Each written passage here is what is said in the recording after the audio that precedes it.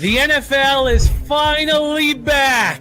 And so are the Cappers Contest and Survivor Pools. Congratulations to our Season 3 champion, Nunya, who joins the Pub Sports Radio Wall of Fame alongside our Season 2 co-champions, Guillermo Zertucci and Sharpie, and our inaugural champion, Peter Loshak. And we're back for year 4. The Cappers Contest lines come out every Thursday at 1 p.m. Eastern. You pick your favorite 5 bets against the spread. Picks must be in by Saturday night at 9 p.m. Eastern. You get 1 point for a win, half a point for a push. The victor at the end of the season is the one with the most total points. $100 to enter each contest, of which 4% go to covering credit card fees, and the top 10% get paid. May the greatest football capper reap all the rewards. Sign up right now at pubsportsradio.com.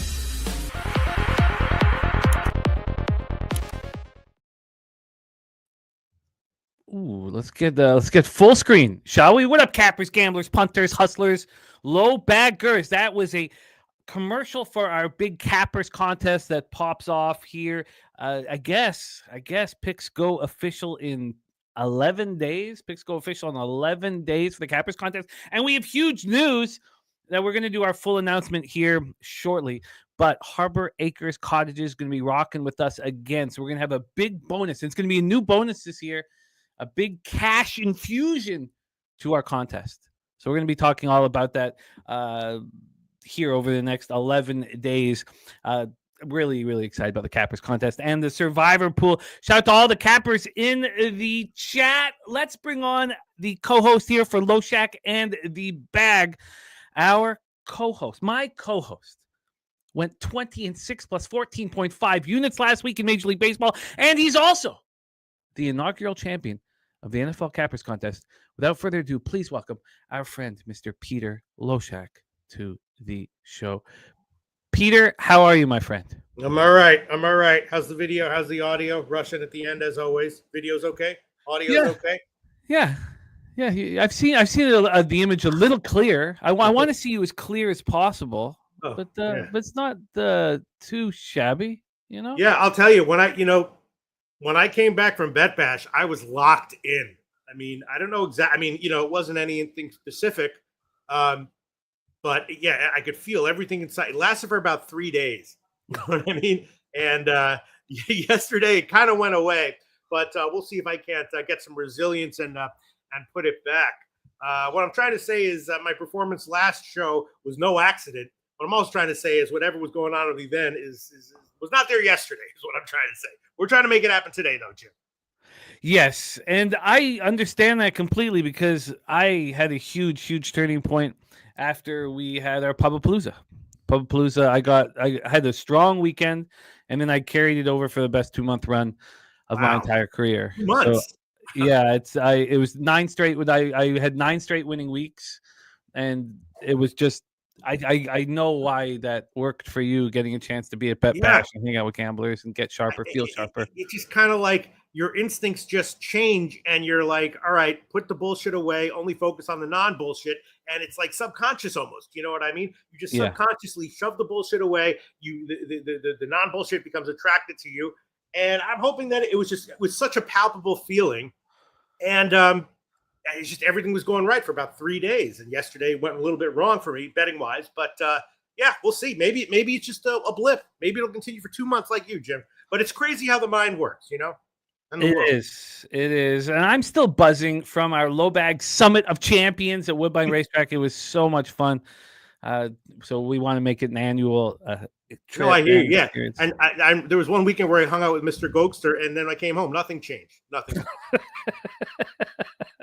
No, just kidding around. I love Mr. Gokster. Look, was he there?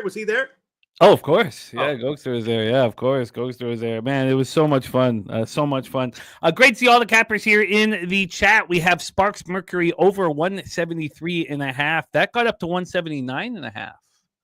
And it's come down to 177.5, but had a 6-point advantage. There's still 4, which makes God make you feel good. Justin McCelvy will be joining us for the WNBA.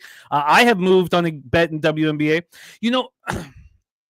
last night the Sparks were +4. I thought it was possible to wake up to a 4.5, but I was sure I was going to wake up to a 3.5. And I should have just bet the 4. I can't sleep. Checking at 1 in the morning, 2 in the morning, 3 in the morning, checking the line. I'm sure it's going to be a 3.5 when I wake up. And then I have a terrible sleep because I can't stop thinking about it. I wake up, it's 4.5. I bet it right away. Now it's 3.5. So that has worked out well. By the way, I 20-3 in my last 23 CFL bets. And it's probably the best run I've ever had in sport ever, probably. And I have made 2 bets, only a 3-game card in CFL. I've made 2 bets, and I've not been getting in early. I've been waiting, and something I'm very interested to see if I follow through with in NFL. Not because I've been so used to getting my action in on Tuesday nights. I am on the Edmonton Elks +7.5. That has not moved. I'm on the under 52.5 in Elk Stampeders. I was just shocked at that number. It's now 51.5. I don't think it's going to go too much. I think it should be 49.5, and still I'd be interested in the under. But we'll see what it closes at. I bet you it closes at 50, maybe a flat 50. Now the weather's perfect come Monday in Calgary. But I've moved on those 2 bets, the Elks +7.5 and the under 52.5. I'll tell you, I was shocked. Not shocked. The Rough Riders -6 is probably the right line. I was just surprised that the market was that sharp.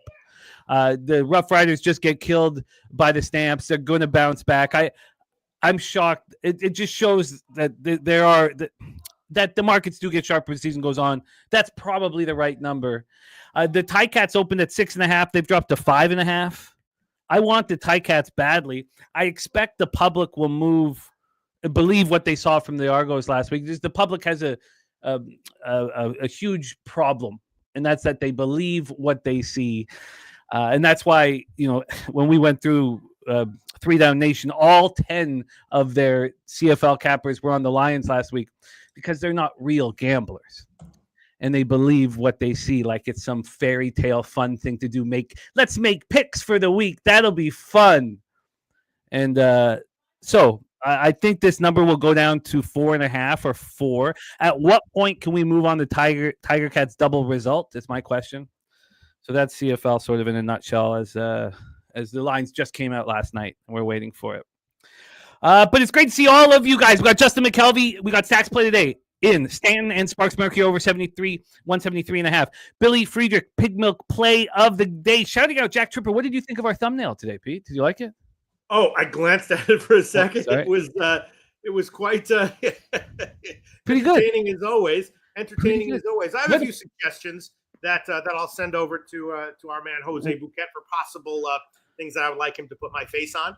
It takes me a long time on the night before to think of what, I sit there and I'm wasting too much time. I feel like but aren't you the most perfect Mr. Roper? Look at that. Look at that. Mr. Roper, he was the old guy, right? He was the original, right? Because then Mr. Furley took over. Oh, right? That's right. Mr. Furley took over. But the Mr. Roper, you exude Roper there. I would cast you as Mr. Roper right away. I'll have to watch it again because I just remember that Furley was great because he was the guy who would take a shot and go smooth. Yeah, Don Knotts. Right. That was Furley, right? Yeah, Mr. Furley. Yeah. Mr. Roper, I'll watch it again. Yeah, he was a deeper character, that's for sure. That's for sure. But you exude Roper, man, which is better than exuding Raper. We can get a few Steven Seagal movie posters and put our faces in. That's good because I'm short. I'm running out of ideas. You should see the ones that don't pass the cut. They're horrible. They are absolutely horrible. Pig Milk Play of the Day number 1. Pittsburgh, Seattle, first 5 over 4.5. Says both of these starters have an August ERA over 9 and a whip over 2. Pig Milk Play of the Day number 2. Cubs first 5 -0.5. Pig Milk Play of the Day from our friend Billy Freak. He's also on White Sox first 5. He likes the first 3 under 2.5 in that as well. That's a very, very interesting spot. The White Sox, the 2 lines, Peter, that I was I could have bet, and years ago I would already have bet, were the White Sox first 5 and the Phillies first 5. I did want to talk it out. I want to talk it out because I think it's so crucial to look at the opening line, decide for the first 5. Should it be that much different than the full game? And where does it go? Last night, I felt forced to bet the under in the Dodgers-Reds game because I liked Hunter Green. I didn't know if it was a great spot for him, but I liked him. I like him as a pitcher. But I saw that where we used to play poker, opened that first 5 up at minus 105, closed it at plus 110. Closed at plus 110 for the Reds. They were moving that line towards Sheehan and the Dodgers, as if that difference between the first 5 and the full game was actually too much. And Sheehan had last 2 starts were very tough road starts. One was in Colorado. His last 2 home starts had been very, very good. Now, the Reds did get to the warning track and hammer some balls. There was a couple great catches and some. It could have been a different story, but I sitting with that first 5, because I was going to be on the Reds first 5. That was the first thing I'd written down on that card. But seeing it move back slowly throughout the day got me off of it. I almost doubled up on the first 3 under and the full game under, which I wish I had have done. But we'll talk about all of these here. We also have Dana White's Contender Series tonight. That will be live. We have such a big night tonight because we have our Locker Room Talk podcast popping off. Then, of course, we have right after we have our live Contender Series. And more than that, this Sunday, it all gets started for us here on Bankroll Blitz. Now, that's the 9 p.m. Sorry, I should have started with this. Oh, that's wrong, too. Here we go. There we go. The NFC Futures will be off at 6 p.m. Eastern. So we've split it up into 2. There's 32 teams, and I want to enjoy the cap. I don't, it'd be very difficult to make it under 3.5 or 4 hour show. So we split it up into 2. The NFC Futures go at 6 o'clock. And then in between, maybe, I can, have a coffee and kind of regroup and refresh and feel good and then attack the AFC Futures, which we're doing right after. So that is this Sunday. And then our first week 1 Bankroll Blitz comes on Tuesday, which we're really excited about. So 3rd season of Bankroll Blitz is back in business.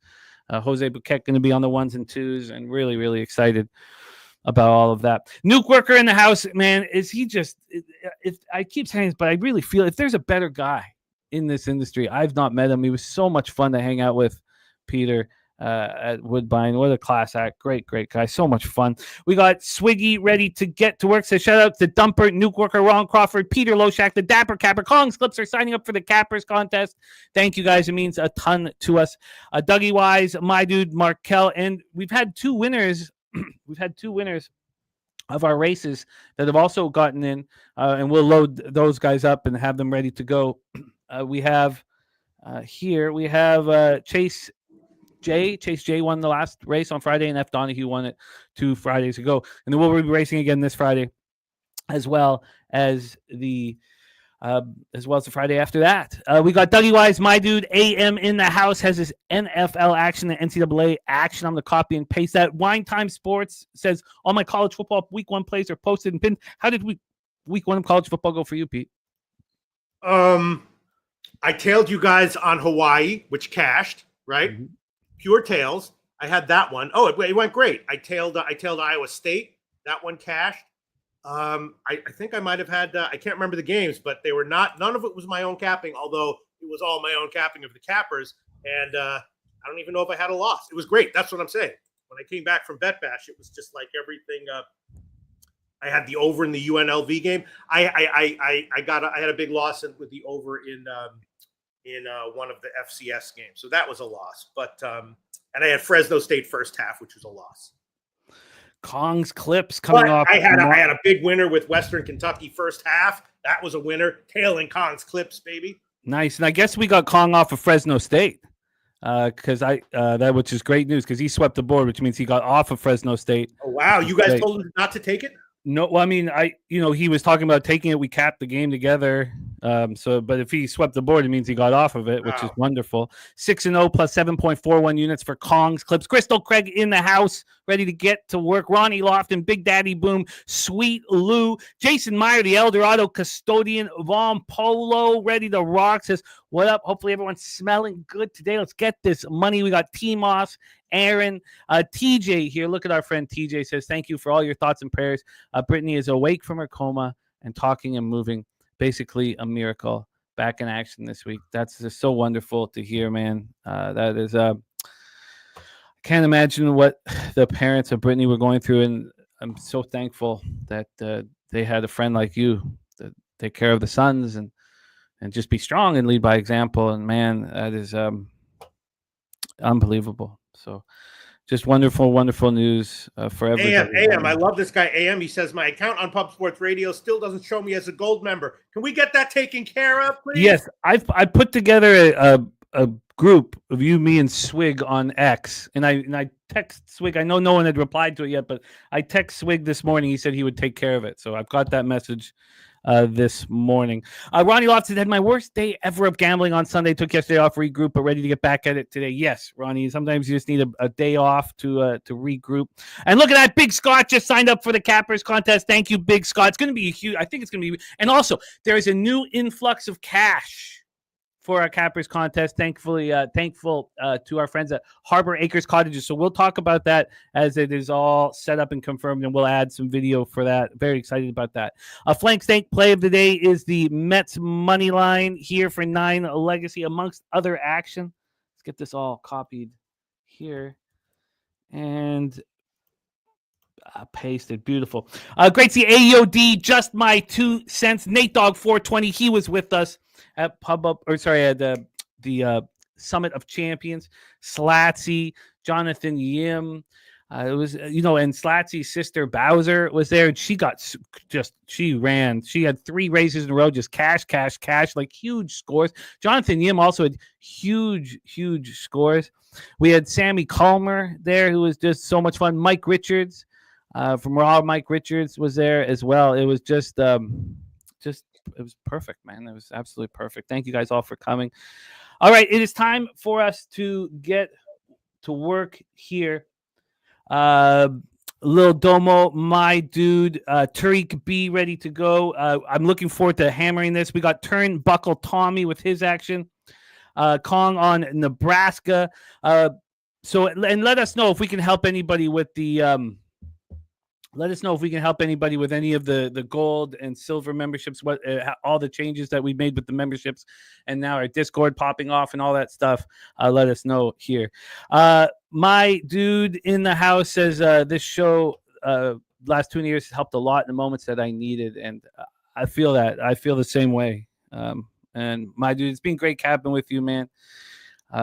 Truly, I feel the same way. This is what we want to do. Sometimes, Pete, my own action, that pressure,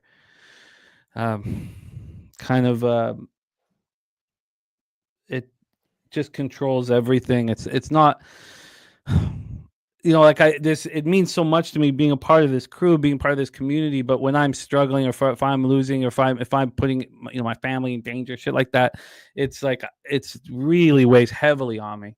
It's just my own action that is the heaviest of the weights here. Yeah, and it's been going pretty well last while, ever since really Papapalooza, and that's why when I got involved with this, I looked at my list. I was like, damn. I was like, well, if I don't have a family, that takes care of that. Check that off the list. Hell yeah. I hear you, Jim. Fat Wally in the house. Brian Watson, Irish King, Chappie Funk. It's great to see all of you guys. Let's get to work. And Brandon Cummings. Okay, beautiful. Brandon Cummings in the house, our great friend. Says, first time catching the show live in months. Our friend, OG Lowbagger, Brandon Cummings in the house, Peter. Oh, shout out Brandon Cummings. I was just looking at some of our old videos and saw one of his comments on it. It was, warmed my heart, Jim. Wow. Mr. Belvedere got Montreal plus 750 this past weekend. Lily Gunn just says hi. Lily's here. Oh, my God. I mean, talk about that. Wow, that is absolutely incredible. Lily. I mean, we got Brandon Cummings, Lily, part, of course, of the Vegas Gun team. Isn't it wonderful to have Lily here? I miss her, man. I haven't. Did you get a chance to see her when you went to Vegas for Bet Bash? I didn't even get a chance to like do like 10 different things that I want because like Bet Bash is just like nonstop intensity and then in between trying to sleep. You know what I mean? But yeah, no, I thought about that, but I did tell Joe Petta the story about how I sent Trading Bases to Gunn, at the very end and how much that meant to both of us, and he said it gave him chills. Oh, that's cool. I told Joe Petta to his face that story. Oh, that's so cool, man. Yeah, that's I love that. I love seeing Lily here. And Mr. Belvedere, as we've been talking about, when was the right time to get the futures on the Alouettes? It went from plus 475 to plus 550. It's sitting at plus 550. I thought that meant that was the right time. Plus 75, Mr. Belvedere. Spectacular work. Spectacular work. You're going to be put in such a beautiful money-making situation. Lily, wonderful to be here. Wonderful to have you here. Brandon Cummings says this community is beautiful. Yes, we want to win money, but the fellowship, the vulnerability, the integrity, the laughs, the jokes, etc. make sports investing, betting a great hobby. Oh, man. It's great to see Lily. Great to see Brandon. We got Troy Torrance in the house as well. Great to see all of you guys. This feels good. Feels very good. It warmed my spirit up getting to hang out with the squad over at Woodbine on Saturday. It meant so much to me, and I'm ready to get to work. I'm pumped up, very pumped up. Peter, are you ready to start today's show? Well, then let's bring on the third of the trio here, the backbone of Pub Sports Radio, coming to us from his homestead here, and not at the home studio. So coming to us from his homestead in San Antonio, Texas. Please welcome the star of the Blade trilogy, Wesley Snips, to the program. Wesley, how are you? Excuse me. I'm doing well. I haven't gotten to that poster yet. I do need to do that. Yes, I would like that. Kong says, do we have any content from the track? Yeah, we got a bunch of great pictures and I don't know. A bunch of, come on. How fortunate we had the CEO of Woodbine send us a round of drinks. How about that, Peter Loshak? The CEO of Woodbine Entertainment and the Hamilton Group sent us a round of drinks, retweet our tweets about being there. It was just it's a first class track. You're just going to find no finer track in the entire world. Now, look, a lot of us, have our favorites like Santa Anita or everybody, they can have their favorite, but it's just such a world class track. And then they treat you so spectacularly well. It was just wonderful. Lucky Lefty in the house. It is time, Jose, to get to work. How are you, Jose? Are you ready to attack? Because I talked to you at some point. That must have been, maybe I was hammered up, but I wanted you to get back to attacking the board. How are you feeling? I'm shocked you remember that. I had to pay my bookie an uncomfortable amount of money this morning, so I'm ready to go here. So let's have to go get it back from him now. So let's get after it. Well, let's do exactly that, fellas. Brian Watson, happy to see you, Jose. Let's get you back to your winning ways. All right, I look like Wayne Newton today as well. Apparently, whoever the fuck that is. Yeah, you do look. You got a little Wayne Newton in you. I don't know who that is, but yeah. You got a little Wayne Newton in you. All right, let's get to work, fellas. I'm excited about capping a card. We have 15 games in Major League Baseball. And before we do start capping them, Jimmy, can I ask, what's Three's Company about? Is that just a show about threesomes? Because that's what all the posters look like. Well, that was the underlying theme. Really very difficult, hard to explain. It's just like a dude with two chicks every other picture, and I was like, "Why are this? It's just threesomes. Is this what this is? Are these all people? Are all these people in this poster fucking?" We can talk about it off camera. We'll try to explain. Yeah. And then he's gonna ask about what facts of life, and then it's gonna be, oh my god. Yeah. And what the hell is that? And how does a woman have a baby? I mean, I've gone over this stuff with Jose, but the questions keep coming. So. But yes, there was underlining tones of eroticism in Three's Company, from top to bottom, from Mr. Roper to Mr. Furley, down to Mr. Tripper. And why are they all Mr.? They didn't go by first names. Well, what is this? Did they call each other Mr. Roper during the show? What the fuck? That makes it even more swinger-esque. What the fuck? All right. Yeah, Dougie White says thumbnail looks like softcore 80s porn. Come on, man. I mean, that's what Three's company was apparently. Wow. There was Just insinuating sex back then was some softcore. Yeah, no, everything kind of was insinuating that for sure. Big shout out to Nasty Nate. He is now a gold member of our channel. Our gold member of our channel. That's very exciting. A silver and gold, of course, will be in our races. Silver and gold will be in our Discord. But we are coming up, and our man Jeff Slaughter as well. We're coming up with new ways to give to thank our gold members. A gold member here, Nasty Nate. So we need to. I'm looking forward to find out to see how many we have. Yeah, we'll get all that straightened out. Thank you guys. Crystal Quick. Okay. And Billy Friedrich says, no, his wife called him Stanley. So there we go. Let's get to work. Stanley. See, a lot. It wasn't just Mr. Roper or Mr. Furley. They had first names too, and Mr. Tripper as well. Let's get to work, fellas. Jose, your Boston Red Sox in effect 12 games over 500. 72-60, 31-35 on the road. The Baltimore Orioles 60-71, 31-34 at home. Oriole Park at Camden Yards in Baltimore, Maryland. Let's start with the weather here. We have 76 Fahrenheit, 8 miles per hour left to right. It starts dying down throughout the game, gets down to 4.7 miles per hour. Ballpark Pal has, I can't call it Oriole, let's call it Cam, plus 5% overall. So that is the second highest, most offensive ballpark today. You have Sutter Health Park at plus 21%. You have Oriole Park plus 5, Dodger Stadium plus 2. Every single other stadium is in the negatives. Important to note here. Oriole Park minus 6%, homers minus 2%, doubles and triples, and plus 10% singles. Nasty Nate says Red Sox smash, says Nasty Nate. And his belief in your Boston Red Sox, as you have turned your back on the day-to-day highs and lows of betting your baseball team, Nasty Nate's made a lot of cash over the last little while. Now, I know you have futures, which has caused me to bet the Brewers in a messed up way as well. Nasty Nate says Red Sox been printing me money. Have they been printing you money, Jose? I plead the fifth. Okay. Lucas Giolito, 8-2, 3.72 ERA, 1.27 WHIP, 91 strikeouts over 111 in the third, 27 walks, 16 home runs. And there's our guy Barry in the house. Barry Roselle, great to see you, man. How good is Lucas Giolito being? I mean, is he just a trusted, consistent starting pitcher for you guys? Would he start a game in the playoffs, Jose? He'll probably start game 3 would be my guess, but he's wearing down, which is an issue.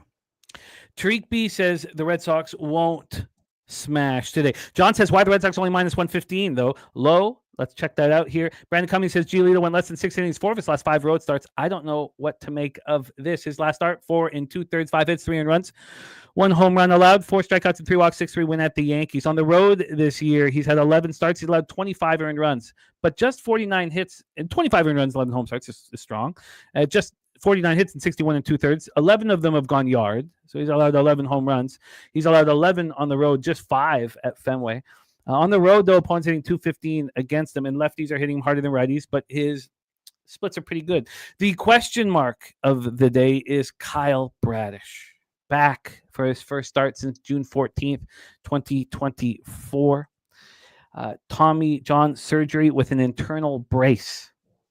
Cleared to rehab during the All-Star break, and it wasn't very good at first, and it got better as it went on. Overall, as a body of work here, 4.91 ERA, 1.41 WHIP in 22 innings. His last 2 appearances at AAA Norfolk were very good over 9 2/3. 12 strikeouts, 4 walks, 1.24 WHIP, 2.79 ERA, and he threw 89 pitches in his last start. The Red Sox are hitting righties almost the exact same as the Orioles. Red Sox last 30 days, 259, 776. Orioles 252, 755. The Red Sox bullpen's been very consistent and very strong, and the Orioles bullpen's been a little better of late, 4.27 ERA over the last 30 days. So let's roll here into line history and cash flow, and then hand it over to Jose, and then to Mr. Loshak. Of course, Loshak, again, coming off a 20-6 plus 14.5 unit show last Tuesday. So line history-wise, full game money line, the Baltimore Orioles are minus 106. They opened up at plus one, minus 103 now, but they opened up at plus 107. So 10 cents of movement towards the Baltimore Orioles. From a total side of things, we have an 8.5. It's minus 108 to the over. This opened up at 9. It lasted at 9 for a while. The initial line was actually juiced to the over 9, minus 112 to the over. And it turned to 8.5 at 8:23 this morning. Half run move to the under. When we take a look at the cash flow from the board, we have 54% of the tickets on the Red Sox and 51% of the cash on the Royals. 60% of tickets on the under and 74% cash on the under. Here we go, Jose. We are 132 games into the Boston Red Sox season. There are 30 games left, and this looks like a playoff team. Are they going to take out the Orioles today at Camden? It's a good question, Jimmy, and I'm not gonna promise anything, but if we do playoff baseball live streams and there's a Red Sox playoff baseball game, you guys are going to see that Venezuelan WBC Jose Bouquet come out again, and I'll just turn into a sicko. So maybe we'll do that. We'll see. It should be a lot of fun, but it's a shame that the Red Sox are playing the Orioles because I think these two teams are bet on. The Orioles are not an everyday last place team. I saw this tweet yesterday, and I just put it on StatMuse again today to get updated numbers. But the Baltimore Orioles have the same record as the Chicago Cubs, Los Angeles Dodgers, and Detroit Tigers since May 30th. Wow. They're all 41-35. The Cubs are 41-34, but whatever.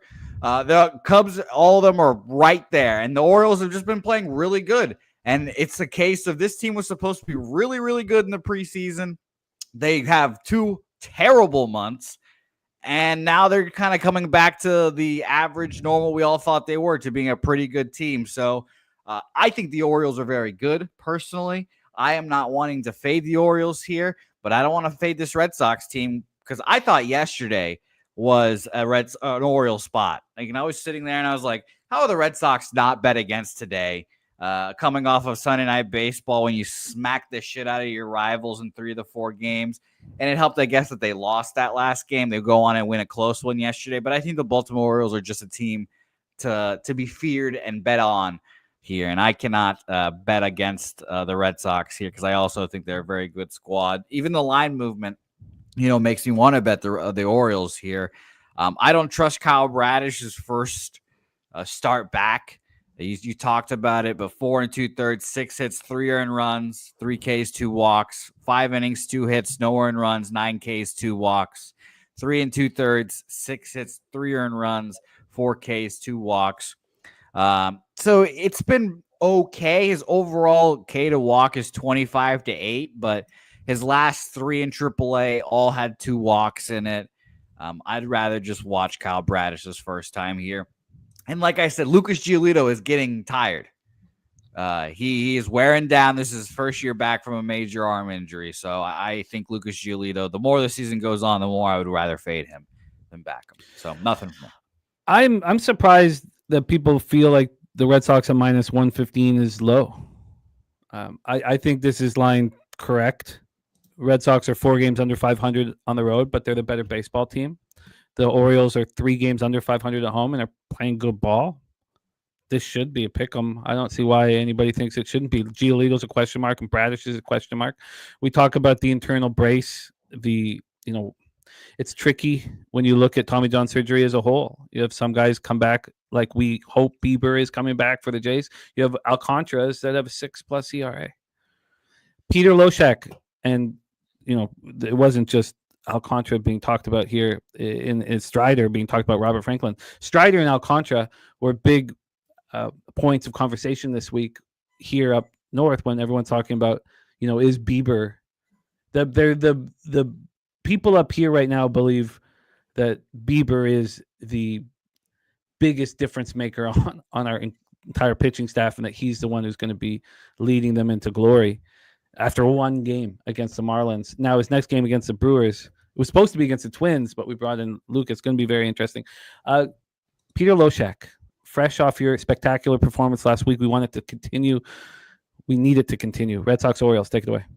Yeah, well, I mean, you guys pretty much said it. Bradish, when he's good, he's very good. Not exactly clear how he's going to do here. I didn't bet it, but I kind of liked his under 15.5 outs prop, even as a big favorite. Now it's down to 14.5. Feels like unless he's on like a no, even then maybe they won't let him go too deep. And yeah, I kind of feel like Giolito's definitely tiring a bit, right, Jose Bouquet? Yeah, I mean, he has an innings, like not a limit, but he has a number to get a mutual option to come back to the Red Sox, and it's been something that Red Sox fans have been tracking. I think it's like 150 innings. I forgot what it was already, but he's getting tired. Yes, Pete. The short answer. I was thinking, I was liking, and I bet a little bit the Giolito under strikeouts prop at 5.5, a little bit juice, but nothing crazy. Yeah, you know, Peter, just before as you're putting this together, Jose, what should the price difference be on the Orioles full game and first 5? I would probably guess Orioles are minus 130 first 5. Jesus. Wow, that's way more than that. Wow, okay. It's a 5-cent price difference at 365, minus 110, minus 115. This is a pretty public book. And if you go to a really sharp offshore, minus 103 full game, minus 118 first 5. So there's a 15-cent difference. 5 cents here at 365. So looking at the different, the sharper offshores, TJ thinks that the market is bullish on Bradish first 5. And that is the case at some books, not at 365, but at some books. I wonder, would you consider, Jose, that being the books bullish on Bradish or questioning Giolito? I would say more questioning Giolito personally. Like, this game's an over game, but I saw the total went from 9 to 8.5, so I was like, okay, well, I'll be the ass clown and stay off. But I think both these guys could get touched up. 3 runs each, and then roll to the bullpen, and you can see where the Orioles bullpen goes from there. And you had no interest on the first 5 over? No, because I bet so few first 5 overs this year, first 5 totals in general, they just haven't gone my way.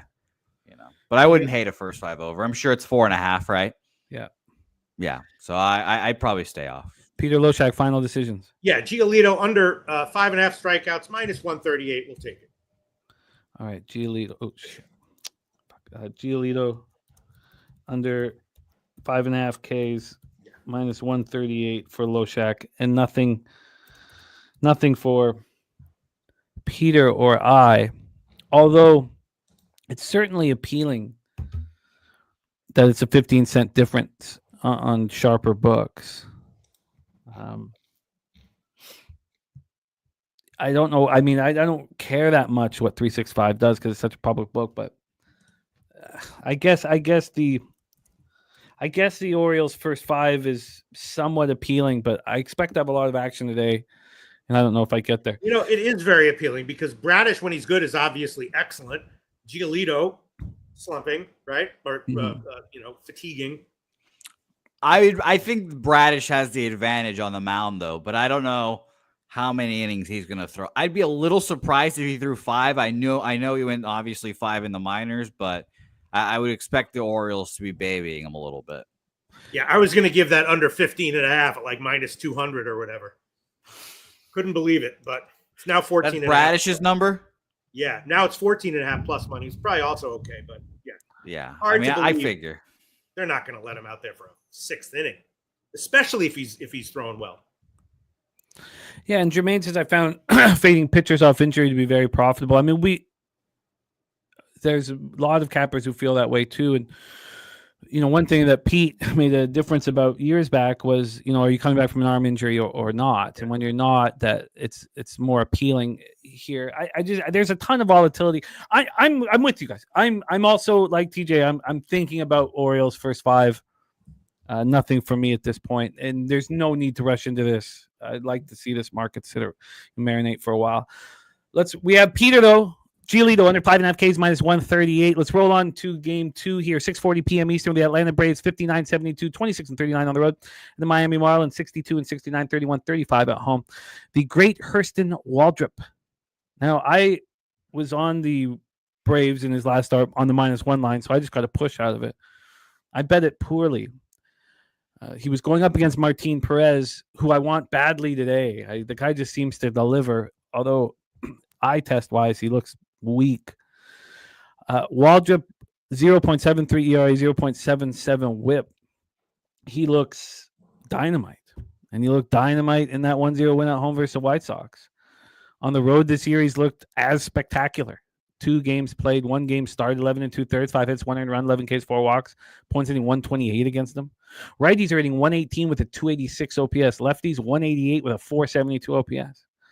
Going up against Sandy Alcantara, what a disappointing season he has had. 7-11, 6.04 ERA, 1.38 WHIP, but he's coming off a nice performance in the 6-2 win at home over the Cardinals. It feels like the market has a real sense when the Mortons, he's pitching today, and the Alcantaras are going to pitch well. Whenever there's a pitcher with terrible numbers, the market really indicates when they're going to step up. At home this year, he's been terrible. 14 starts, 43 earned runs. And he's allowing 72 hits and 81 and a third. He's only allowed 8 home runs. And 22 walks isn't even horrible. And 81 and a third. They just seem to hit it where the defenders aren't. Splits wise, righties hitting harder than lefties, but it's not too extreme. Braves versus righties last 30 days, 241, 733 OPS. Marlins versus righties, 251, 736 OPS. Both bullpens have struggled. Both bullpens, a little over 4 earned run average over the last 30 days. Braves at 4.06, Marlins at 4.48. Dougie White says close to Miami first 5 money line. Let's get into the line history here for this spot and then hand it over to Mr. Bouquet. We have a total of 8. It's minus 112 to the under. This opened up at 7.5 at 5:01 p.m. By 7:39 p.m., this was an 8. Then on the money line here, we have the Marlins at plus 116. They opened up at plus 100. The Braves have gone from minus 111 to minus 126. I mean, it's a pretty clear situation. They expect that either this line wasn't set right or Waldrop is just a monstrous advantage. We'll talk about what the first 5 difference is. 73% of the tickets and 94% of the cash are on the Atlanta Braves. 68% of tickets and 71% of cash is on the under. Goon Collector was thinking Braves minus a half because he does not trust Alcantara, Cheshire Cat in the house. So the question I have for you, Jose, is what should the difference on price be for the first 5? If the Braves are minus 130 here at Bet 365, what should they be first 5? I would say the price is about the same. Why? Why would you say that? And you're right. You're absolutely right. But why? Why you? What? Well, this is a case. This is what you told me last week, Jimmy. I think this is people buying Hurston Waldrop high. And all that good shit. So I think this is a Miami Marlins spot personally. I will say this. Next year, Hurston Waldrop's already on my pitchers to back next year. He's already there for me. If you look at his not even look at his baseball savant, his fan graphs here, you can look at his stuff plus and all that shit. Fastball stuff plus 133. That's absurd. His slider and his, I think that's a sinker, about 100 as well. So those are average pitches, but location plus for both 120, 117, and his fastball 115. So this guy, so far in his short, sample size and whatever you want to call it, has been a freak with his pitching. Like his stuff is disgusting. He is a good pitcher. I will be backing him next year. I already wrote him down on pitchers to the back for next year, but I think that the Miami Marlins are very live here, and I think that people are buying up Hurston Waldrop after back-to-back shutout starts, and this will be the time to fade him. I mean, this is why this is the most interesting sport to cap, honestly, if you can handle it. This is extremely interesting. Peter, what is your take on there not being a price difference when you have I know the sample sizes are 24 2/3 for Hurston and 134 innings for Sandy Alcantara, but at this point over the year, Sandy Alcantara is allowing 5.31 earned runs over 9 innings more than Hurston Waldrop. 5.3 more earned runs, and there's no difference on the first 5. 5 cents at a really sharp book, no difference at the public book. Peter, can you explain this and what do you want to do with it? Yeah, I mean, even more than that was all of Waldrop's pitching props were shocking, very surprising to me. His strikeout prop was over 4.5 at plus money. His outs prop was just 16.5, not heavily juiced. Every start, of course, has gone over that so far. His earned runs prop was 2.5, right? A little juice to the under, sure, but 2.5. Very surprising to me. And then Sandy's outs prop was a little bit surprising as well. 18.5. The over was like plus 150. His last 3 home starts all went 7 innings. So I'm thinking maybe is there like a very offensive friendly umpire going tonight? What does Ballpark Pal say about this? Well, the roof's going to be closed, but so I mean, with the roof closed, they have minus 5% runs, minus 12% homers, plus 5% doubles and triples, and plus 1% singles. Yeah. Goon Collector says, I disagree. I think we're selling on Alcantara, who's been a disappointment. It's not about whether you're buying or selling is the bet. But so my question is, so you think you're selling Alcantara high? Is that what you think, Goon Collector? Because that's the question. Like, is this you want to sell teams high and buy them low, generally speaking? Or I think that's more of a football thing. I think you want to sell a pitcher high or buy a pitcher low is more in tune to what we're talking about. But again, the semantics that we could discuss for a long time. So Peter, his hits prop was 5.5. I mean, juice to the under, but still 5.5. I love it. I've copied and pasted it. I took Miami first 5 money line plus 110. Okay, let's get it. Prove it to me, Hairston Waldrop, that you're the shit. He went 6 innings, 1 earned run against the Miami Marlins earlier this month. Sandy's faced the Astros and's gotten touched up twice at the Braves, 5 earned runs at home for 3 earned runs. So sure, I could see this being an over as well.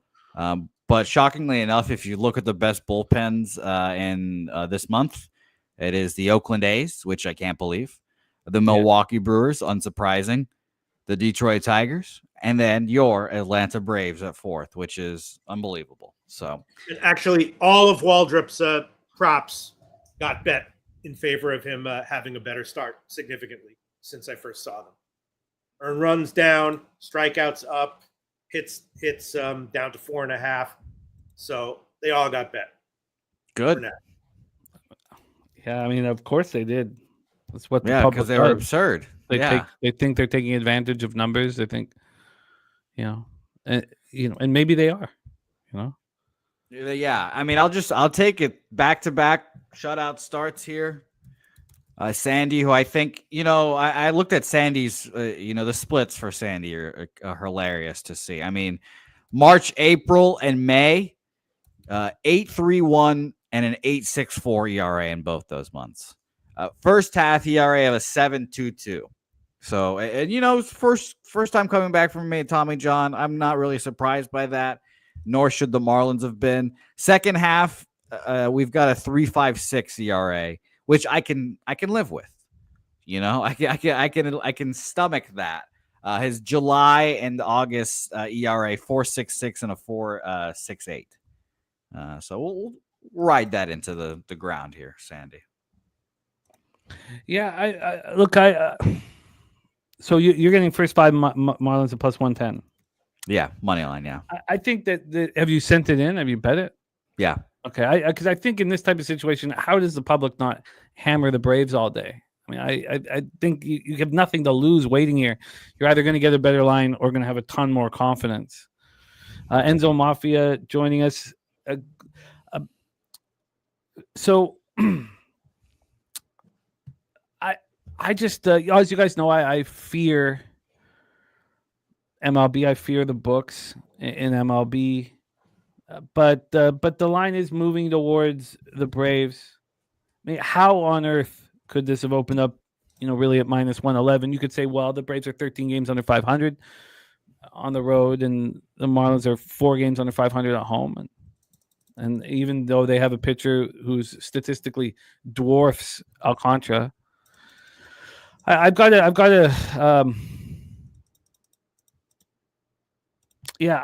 sit with this for longer. I mean, maybe this is just that easy. And if it's that easy, you guys are all going to cash very easily, except for Jose, who will be sitting here going, "Why didn't I just trust Waldrop?" But I don't know. But I don't like I. I mean, the numbers, his stuff numbers are ridiculous, and like I said, he will be a back pitcher, but I will be doing it next year and not this start after back-to-back shutouts. How are the bullpens here? Is there either bullpen to be worried about, Jose Bouquet? Well, the Braves bullpen is good, for the season and for the month, I should say. Marlins bullpen at 25th bullpen ERA, but for who is available, let me tell you that right now. Calvin Foucher, which apparently is how you say his name, 18 pitches last night, got the save. They have a closer by committee, according to Fangraphs. So Ronnie Henriquez and Tyler Phillips both didn't throw yesterday, so they should be available. Only other guys that threw are Tyler Zuber and Josh Simpson, both threw 12 and 4, so they should be available. I expect everyone to be available, honestly, even Foucher there. And for Atlanta, only Pierce Johnson threw 23 pitches yesterday, so he should be available as well. I might take the under because sharp books are here, all kind of leaning towards the under a bit here. Yeah, I get it. I get why you guys are on, why the chat is heavily on the Braves. I understand it completely. You have one of the biggest advantages statistically of any baseball game we've seen all season with the starting pitching. And it opens up at minus 111. Maybe it's just that easy. And I'm not saying it isn't. I fear baseball, and I fear when something looks just that easy. Maybe it is. Jose not believing it's that easy on the other side. All right. Let's. AM says we've seen chat heavier on sides than this Braves bet. Look, I sure. I mean, I didn't. This isn't. Look, of course, yeah. This isn't the most believed in bet in that we've ever seen. That just that people really believe in the Braves here, and they should. They should with Waldrop. You have this enormous advantage. I'm going to sit with it for longer. Anything official here for you, Pete? I mean, if this hadn't gone immediately from 7.5 to 8 and stay there, then you gave us the Waldrop the Waldrop props, and opening up their arms to people to bet the Waldrop. Waldrop's going to pitch really well, and then they move the line so they can feel good about it. If this had gone from 7.5 and 10 or 15 cent move to the under, well, then they'd be telling us that Alcantara is going to pitch well, even though they've opened up their arms to anybody, betting the Braves. And then I would take the first 3 under, which I can't do at this point. But Peter, anything official for you? No, but the first 3 under is very tempting, isn't it, Jim? No, it's not. Okay. It's not just because it went. Because it went from 7.5 to 8. Like that's one of my first rules of like the again, if it had moved 10 or 15 cents, and also the Waldrop props that you gave up, Yeah. So, WY says Braves 27th ranked bullpen currently. Currently isn't the right word. Say season long, because currently over the last 30 days they have a better bullpen than the Marlins. But again, there's so many different ways to look at it, and this is part of the fun. Let's roll on. Next up for us, in turns, I got your Red Wings plus 240 to make the playoffs. Thank you for sharing it with us. I've only made that one bet on the Canucks to miss the playoffs, but not far away is NHL. What odds did you get on that again? Minus 135. That's just a pure spite bet right there. That's so Jimmy can root against them all year. I don't root against them. I just am very upset with the decision-making process of the staff, and I think they should all, be fired. But I don't want to get into anger here. Let's roll on. Tampa Bay Rays 62-69, 31-35 at home at the Cleveland Guardians. Wow! Shout out to Reclaim James. Long time no see to you as well, Reclaim James, my guy. Shout out to Reclaim. Yeah, great guy, James. Man, that's great. Great guy. Shout out to Reclaim James. That's my guy right there. Oh man, I forgot. Oh, that really tickled Jimmy right there. I don't know why that tickled Jimmy so much, but shout out to Reclaim. Oh, I remember because I remember. Yeah. Reclaim James, great to see. Oh, Lamont, sorry I missed that. Alcantara K's over 4.5, and he likes that first 3 under. Lamont Williams, thank you for sharing that with us. Nice to have Reclaim James back in business, man. Yeah, Knoxville in the house. Shout out. Knoxville, Tennessee. Let me get this here for Lamont. I didn't know. He just said me and Jimmy have jokes. I didn't realize. My bad. Oh, God. Okay, let's roll. Progressive Field in Cleveland, Ohio. Ever since we came up with this. Oh, look at that. Big O. Gifting 5 Pub Sports Radio memberships. What a guy Big O is. Thank you so much. Blessing our action here. Alan Mitten, Stephen Miller, Anthony Thomas, Jay Reb, and Justin Ames getting it. Thank you, Big O. What a great, great guy. Our friend, the Big O in the house. Blessing our action. What a good vibe here to get us rolling. Ever since Jose, we built this. Terrible. He has been getting absolutely annihilated. I've never seen anything quite like it. We respect the man. We call him the Wizard of Boz. We put this together, and then he completely falls apart. I don't know if he knew about it. If someone told him about the picture that we created for him. But in his last 4 starts, he has pitched 19 innings. And he's allowed 20 runs, 19 earned runs. He's allowed 7 home runs. Yikes. In his last start, he allowed 5 home runs. And he struck out Yankees? 3 batters, walked 2 to the Yankees. Yeah. Yeah, I remember that one. Things are not going well here. They're not going well. Yeah, that's why I looked at the line. I thought, oh, that's weird. Shane Boz is the underdog. And then I was like, he has been just getting absolutely destroyed in his last few starts. So maybe it's not too weird. My dude talking about the first 3 under being juiced. It minus 130 for a line that started at 7.5. Only minus 110 to the over. Like that's another red flag too, Peter. An 8 juice to the under. The first 3 under at 365 should be minus 140, minus 145. Yeah. I mean, you look at like the Pirates game. That one's like minus 120, same total. I'm just telling you the ones that I want to move on. Right. Right. The Dodgers first 3 under was minus 150 last night. Under 2. Sure. I want the books to show a sign of concern here. I'm just saying, like, there's 3 other games right now at like a square book that all have 8 exact same total on their book as that game, and their first 3 unders are all 120, and the other game is 135. I'm just letting you know.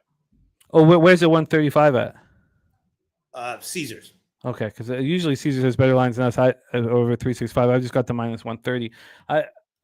I still feel like it just doesn't correlate for me. But I'd like to keep comparing it as we move forward to other spots on the board. But Shane Boz, lefties hitting 273, 793 OPS, righties 247, 798 on the road this year. 28 earned runs in 12 starts. He's allowed 8 home runs on the road. He's allowed 18 at home. Young Parker Messick had an excellent first start. 6 2/3, 7 hits, 1 earned run, 6 Ks, 1 walk, and 3-2 extra inning loss at the Diamondbacks. But the lefty looked very good, and the Rays are not hitting lefties. They haven't hit lefties all year. 214, 620 OPS. The Guardians aren't hitting anybody. Righties 228, 648, and both bullpens have been very good of late. Let's take a look at the weather here for this spot in Cleveland. 67 Fahrenheit, feels like 66, 9.6 miles per hour in, left to right it in, dies down to 6.5 miles per hour. We got Dougie Wise here on the Braves. Spencer Hicks in the house. Great to see you, Spencer.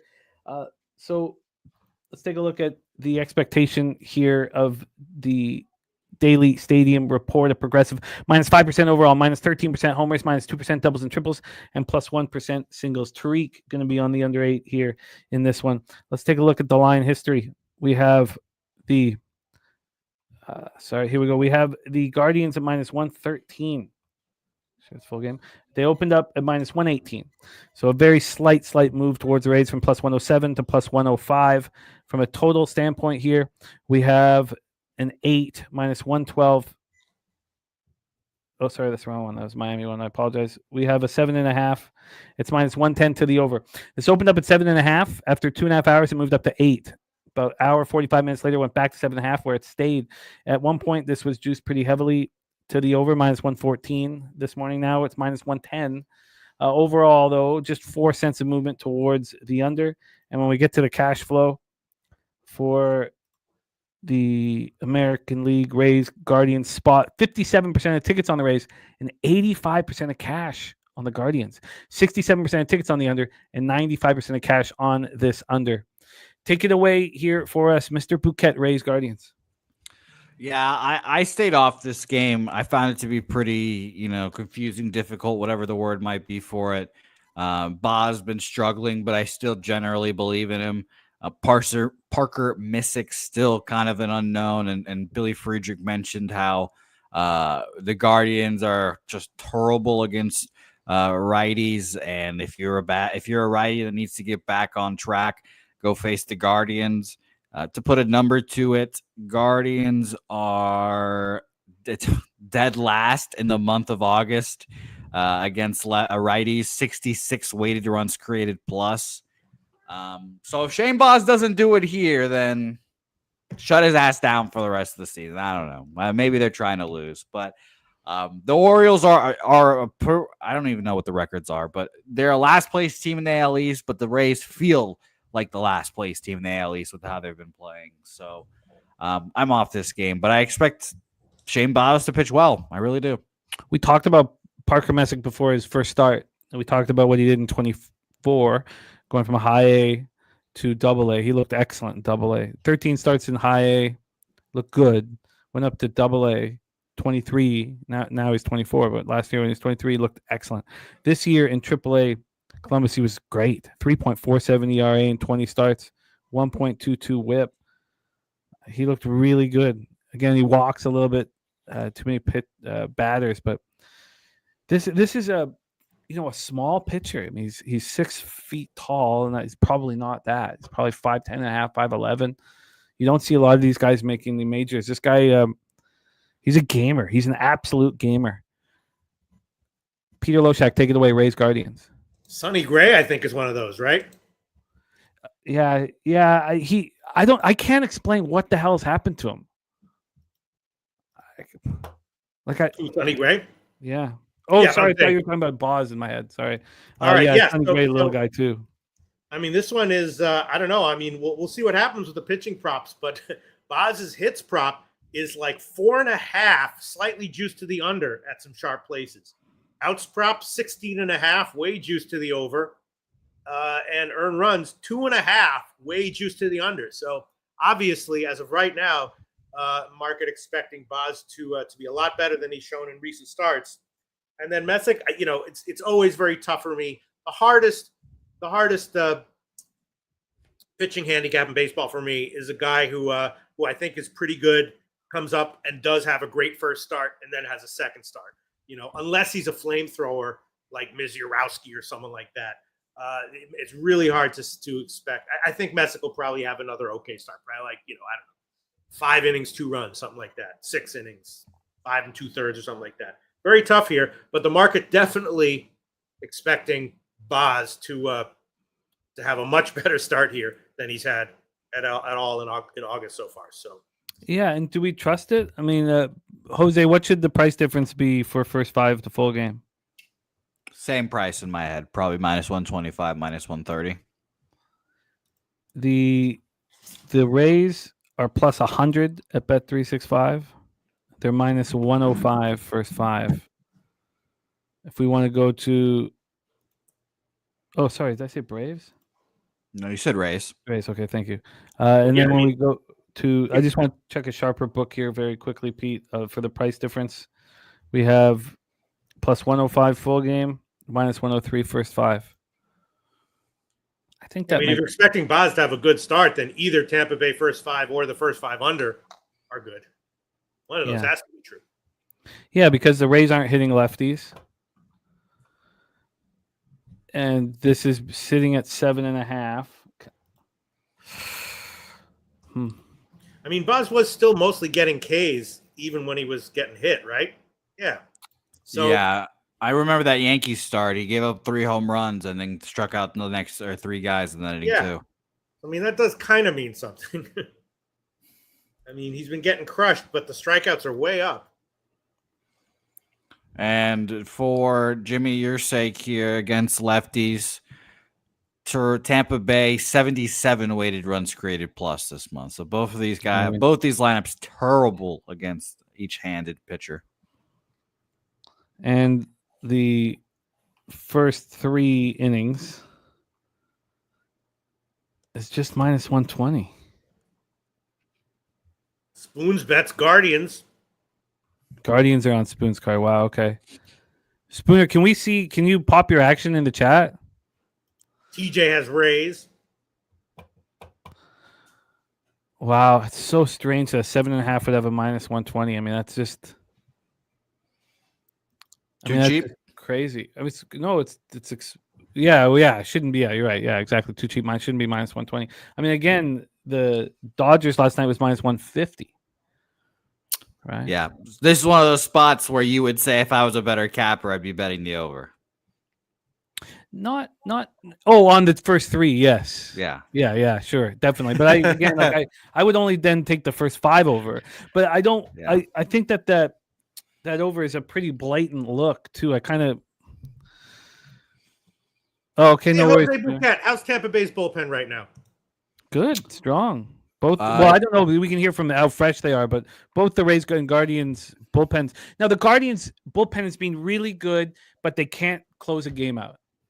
So it's kind of tricky. They'll get you to the 9th, and then all bets are off. Whatever happened to that guy? Huh? Oh, God, what's funny is that all these guys getting suspended are all getting let off now.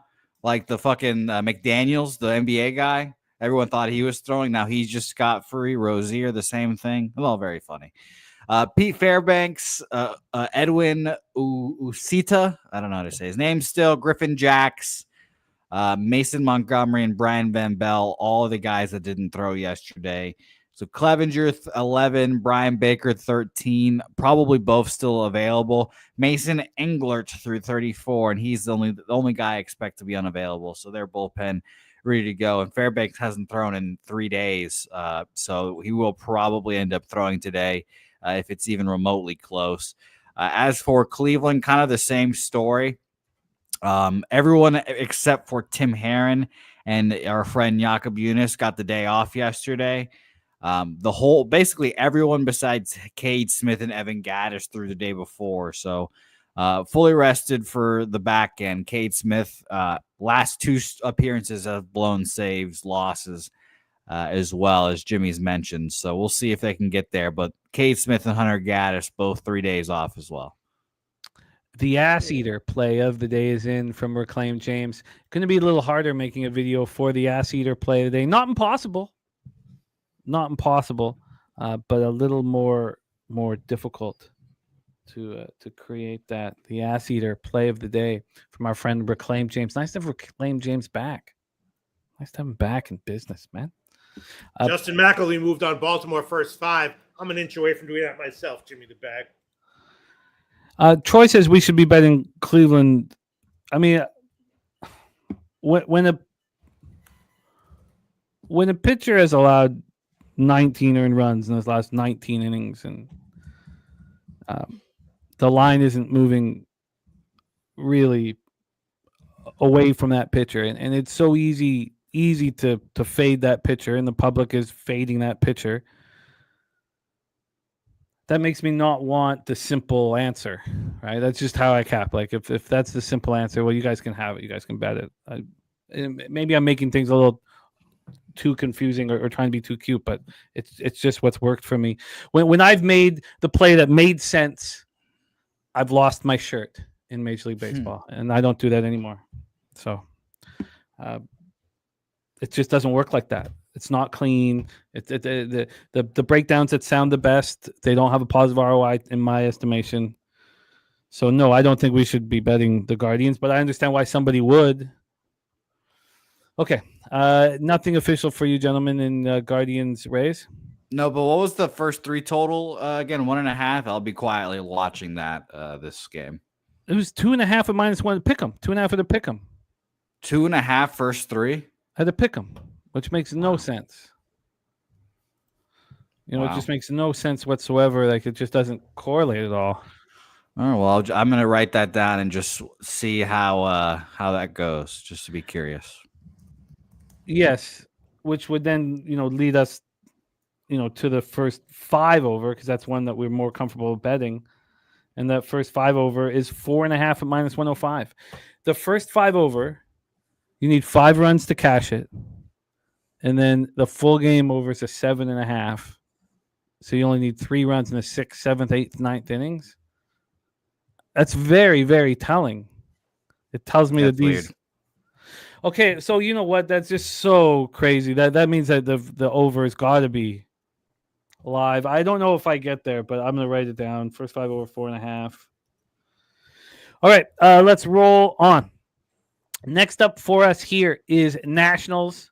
Yankees, 7:05 p.m. Eastern. Nationals 53-78, 27-39 on the road. New York Yankees 71-60, 39-28 at home. We're at Yankee Stadium in the Bronx. Let's get to the weather here for this one. 75 Fahrenheit, feels like 73, 6.6 miles per hour to right field, dies down to 4.4 miles per hour. Let's get to the Ballpark Pals estimation here of Yankee Stadium in the Bronx.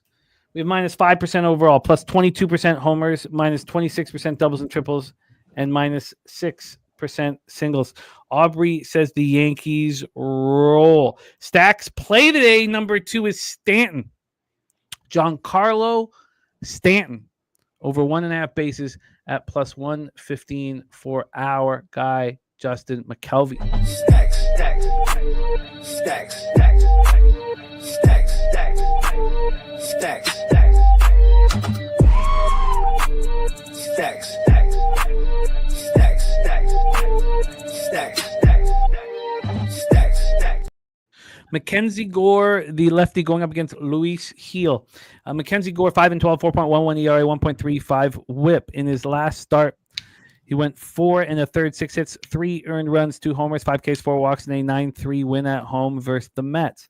On the road this year, 31 earned runs over 14 starts, points hitting .263 against them. It's okay. Lefties, he's got regular splits. Righties hitting him harder than lefties. Righties 263, 752 OPS. Luis Heel, on the other hand, has thrown just 19 innings so far. The K to walk ratio is a problem. He doesn't have his location at this point early in the year. But he's only allowed 1 home run in 19 innings. He's coming off allowing 1 earned run over 5 innings and a 6-3 loss at home to the Red Sox. At home this year, he's had 2 starts. He's allowed 3 earned runs. He's been pretty good. In 10 1/3, he's been pretty good. Righties are hitting him harder than lefties. I don't know how much we want to put into the splits at this point with the sample size being so small. Both these teams are hitting right now. Nats are hitting righties, 271, 763 OPS. Yankees are hitting lefties. These are last 30-day stats, 260, 770. And both bullpens have been bad for longer than 30 days here. DC Capper's in with the bookie buster play of the day being the Dodgers for DC Capper. Kershaw pitching well right now. Be a fun game to talk about, DC. Thank you for sharing that with us. So here we go. Let's get into the line history. We have a 9 here, -115 to the over. This opened up at 8.5. It was juiced pretty heavy to the over. It moved to 9 around 4 this morning. From a money line standpoint here, we have the Yankees -166. They opened up -171. Initially, there was a small move towards them from -171 to -175, but then it came back. So we have a move to the over, almost no move on the side. When we get to the cash flow here for this one, we have interleague action, 58% of tickets, 54% of cash on the Yankees, 53% of tickets, and 70% of the cash on the under. Mr. Bouquet, Nationals, Yankees, take it away. Yeah, I agree with Justin's look. He's been the best player on the Yankees for the last, month or so. And that's why they're so desperate to get him to the lineup because, Judge can't throw whatever the fuck they've been trying to do. But I'd really be Yankees for me in some sort of fashion. Yesterday was such an easy Yankee spot in my head because they got embarrassed like that, and they go up against a crappy team. They probably will play well, but when they go up against a good team, they're going to get their ass kicked. They have the best numbers against lefties this month. Second best. Toronto first, then New York, 141 weighted runs created plus, then the Athletics. Quiet as it's kept over there, but I'll stay off this game, and I'd much rather be backing Luis Gil with a fresh arm than Mackenzie Gore, who is probably not wearing down, but he's probably lost a little motivation. So nothing here for me. Mr. Loshak, Nationals, Yankees. Are you looking at anything? I definitely had the Yankees yesterday. I thought that was super obvious, and I kind of like them here again. Gore's props, also looked a little bit suspect to me. I'll check where they, implying that'll pitch a little bit better than my numbers would have indicated. And someone said that he likes Gore's splits here in the comments section. So I guess people are expecting Gore to have one of his not shitty starts here. I think he looks like you don't think he's wearing down Jose Bouquet? I'm right there with you. I think I would bet against it just because he's a little younger, but I could see him wearing down, losing motivation, all that, in that same bucket of just kind of being shittier as the season get on. Yeah, I mean, he had a nice start against on the road at San Francisco and got a lot of strikeouts. So again, he's sort of in the Shane Baz boat of maybe struggling, but still the strikeout numbers are up, which is somewhat telling. And but he just my numbers indicate that he's going to get hit, but the props indicated a little bit the opposite. I'm going to check right now to see if they've moved at all. Mal on the Yankees, first 5 money line. Tariq B on Yankees and Stanton to record a hit. Razor sharp picks in the house. Nice to see you, Razor. So, I mean, the weather is not really helping the over, but bullpens are struggling. The teams are hitting. The pitchers don't look that good. I can completely understand why this has gone from 8.5 to 9. I wonder if that's the bet that should be made. Like his hits prop is really low, and I didn't understand that. What's it at?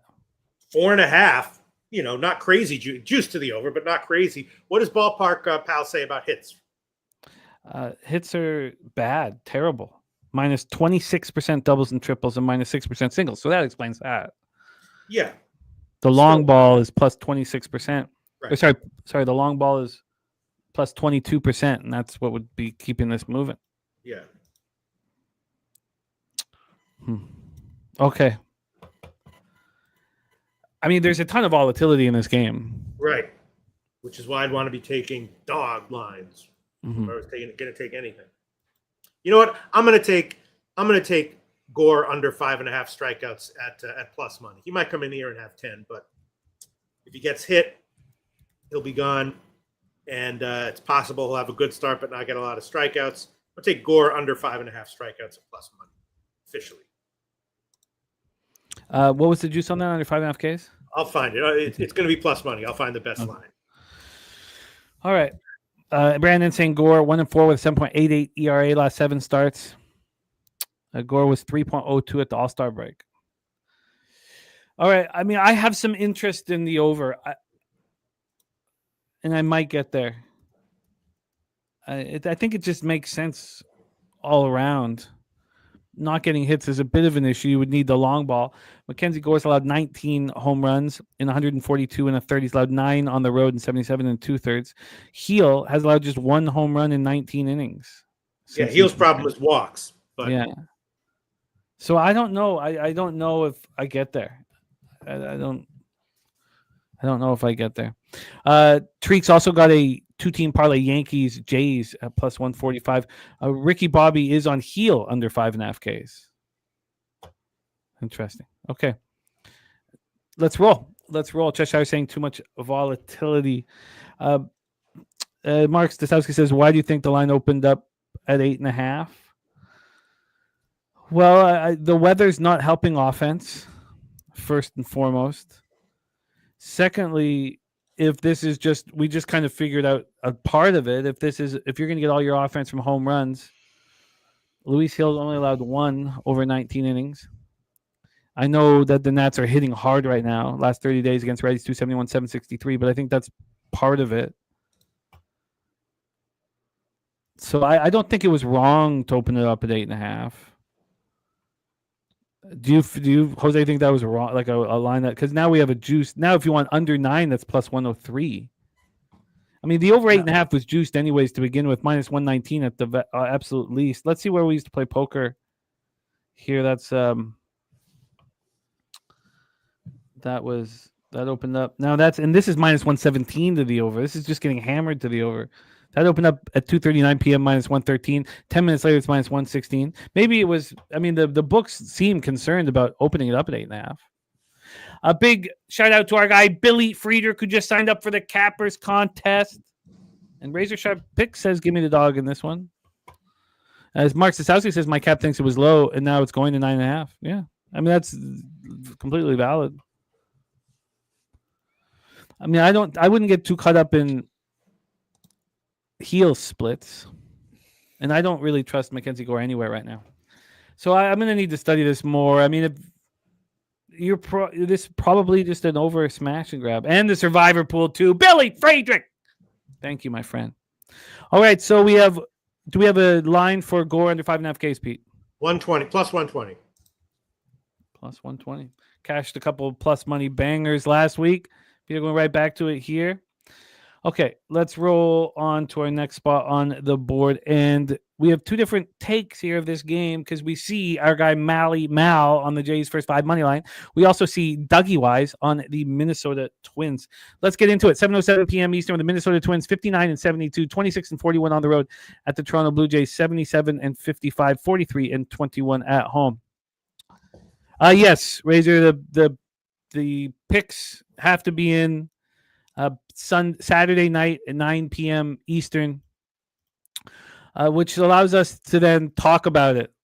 Talk about it on our Sunday morning show. It allows us to look at what everybody's on. It just, as the season goes on, it brings a lot of excitement in. So yes, 9 p.m. Eastern on Saturday, the picks must be in. Justin McCelvey on the Blue Jays on the run line plus 123. Bailey Ober versus Chris Bassett.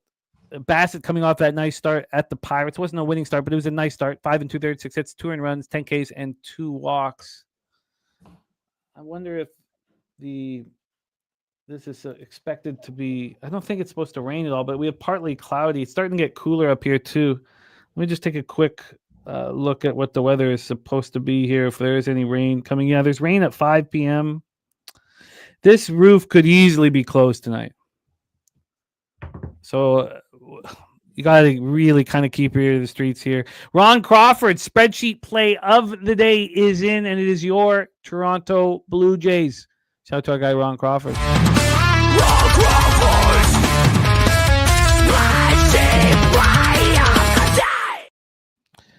And George Springer over 1.5 bases at minus 112 for Justin McCelvey. Get all of this here copied and pasted. Here we go. Troy Torrance says road teams win 46 to 52% of the time, with most of the profile clustering around 50 here. Robert Franklin on Blue Jays money line as well. So let's get into the line history here and the X's and O's with Bassett. And with Bailey Ober, we have a total at 8.5 here. I'm looking at a 9, but it's minus 116 to the under. It just moved up to 9 since it got up. Initially, when it got to 9, it was a legit 9. That's going away. It looks like we're going to get back to an 8.5 here. The opening line was 8.5, over 8.5, minus 119. It's not too far off that right now. From a money line standpoint here, we have the Minnesota Twins at plus 155. There was a big move towards the Jays a short time ago. The initial move was towards the Twins. They opened up at plus 152 and immediately started moving towards them. It got down to plus 146. It got down to plus 138 at 7 in the morning. Wow. Now it's back at plus 155. The Jays opened at 169, are at 169 right now, so no movement there. So basically no movement on the total and slight movement slight movement towards the Twins or just a tightening of vig. Here we go. Turnbuckle Tommy on the Blue Jays team total over. Spooner says they don't allow anyone to know the status of the roof until 2 to 3 hours before the game. I expect it closed, cold and rainy. It's not cold and rainy. Like my kids are playing outside, sun's out. It's nice.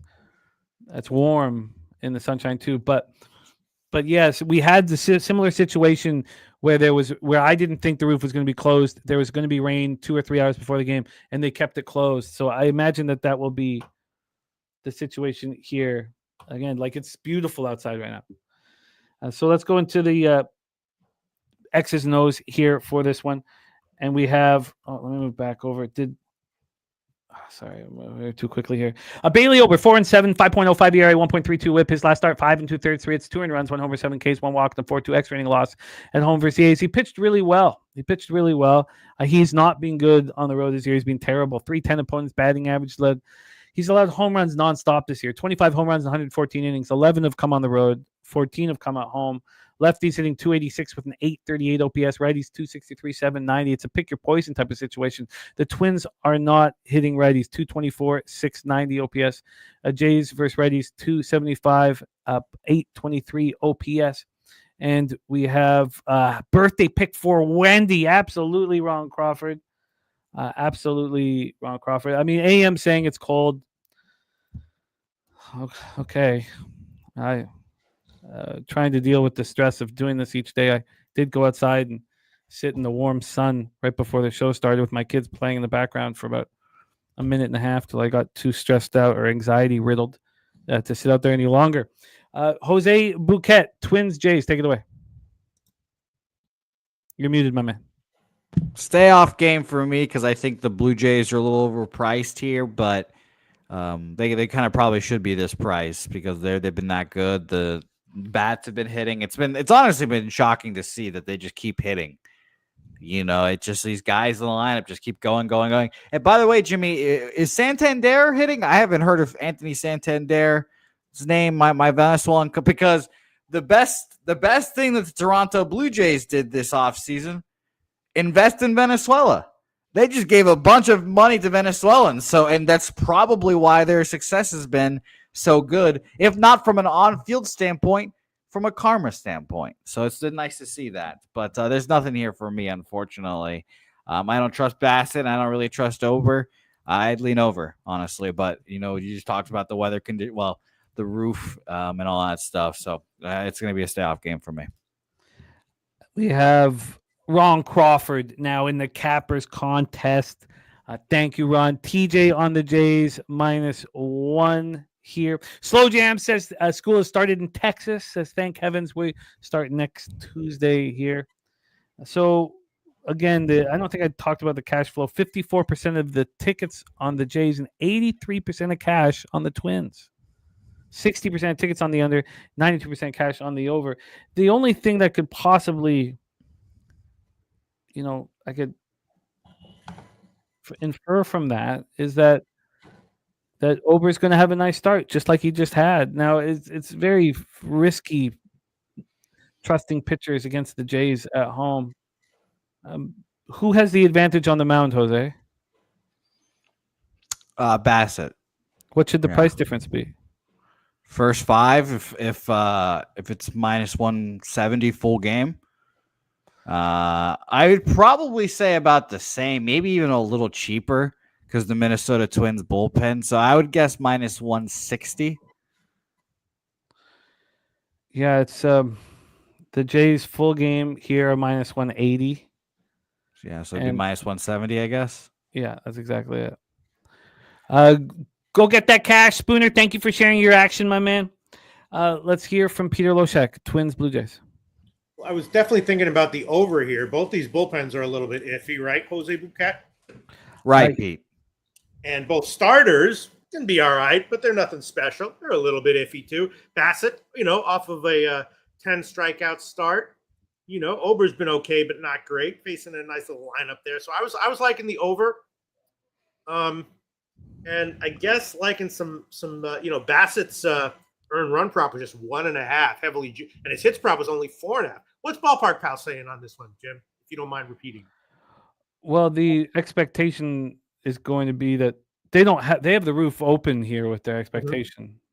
So I don't think the roof is going to be open tonight though, but we'll have to see again. We have to stay on it, but with the roof open, it's -3%. It's plus 0% homers, 0% doubles and triples, and -4% singles. Okay. And if it's closed, that would suppress runs more. So Aubrey asks, he says, do you still like the over even if the roof is closed? And my answer to that would be no. In fact, and shout out to that guy Brant Hunt in the house. In fact, the first 3 under could become appealing here. The Twins aren't hitting righties. The Jays are raking versus righties, but I think you could say that was a similar situation that Bailey Ober just passed at home. Now, has he had a road start since he came back from the IL? Let me check that out here. I kind of like Ober in this spot, and I think that's what the Sharps are seeing. I mean, do you think, and they couldn't be thinking that Bassett gets smashed if his earned run total is at 1.5? Right. I would guess. TJ says, look at that first 3 overdue. So I'm going to look at it right now.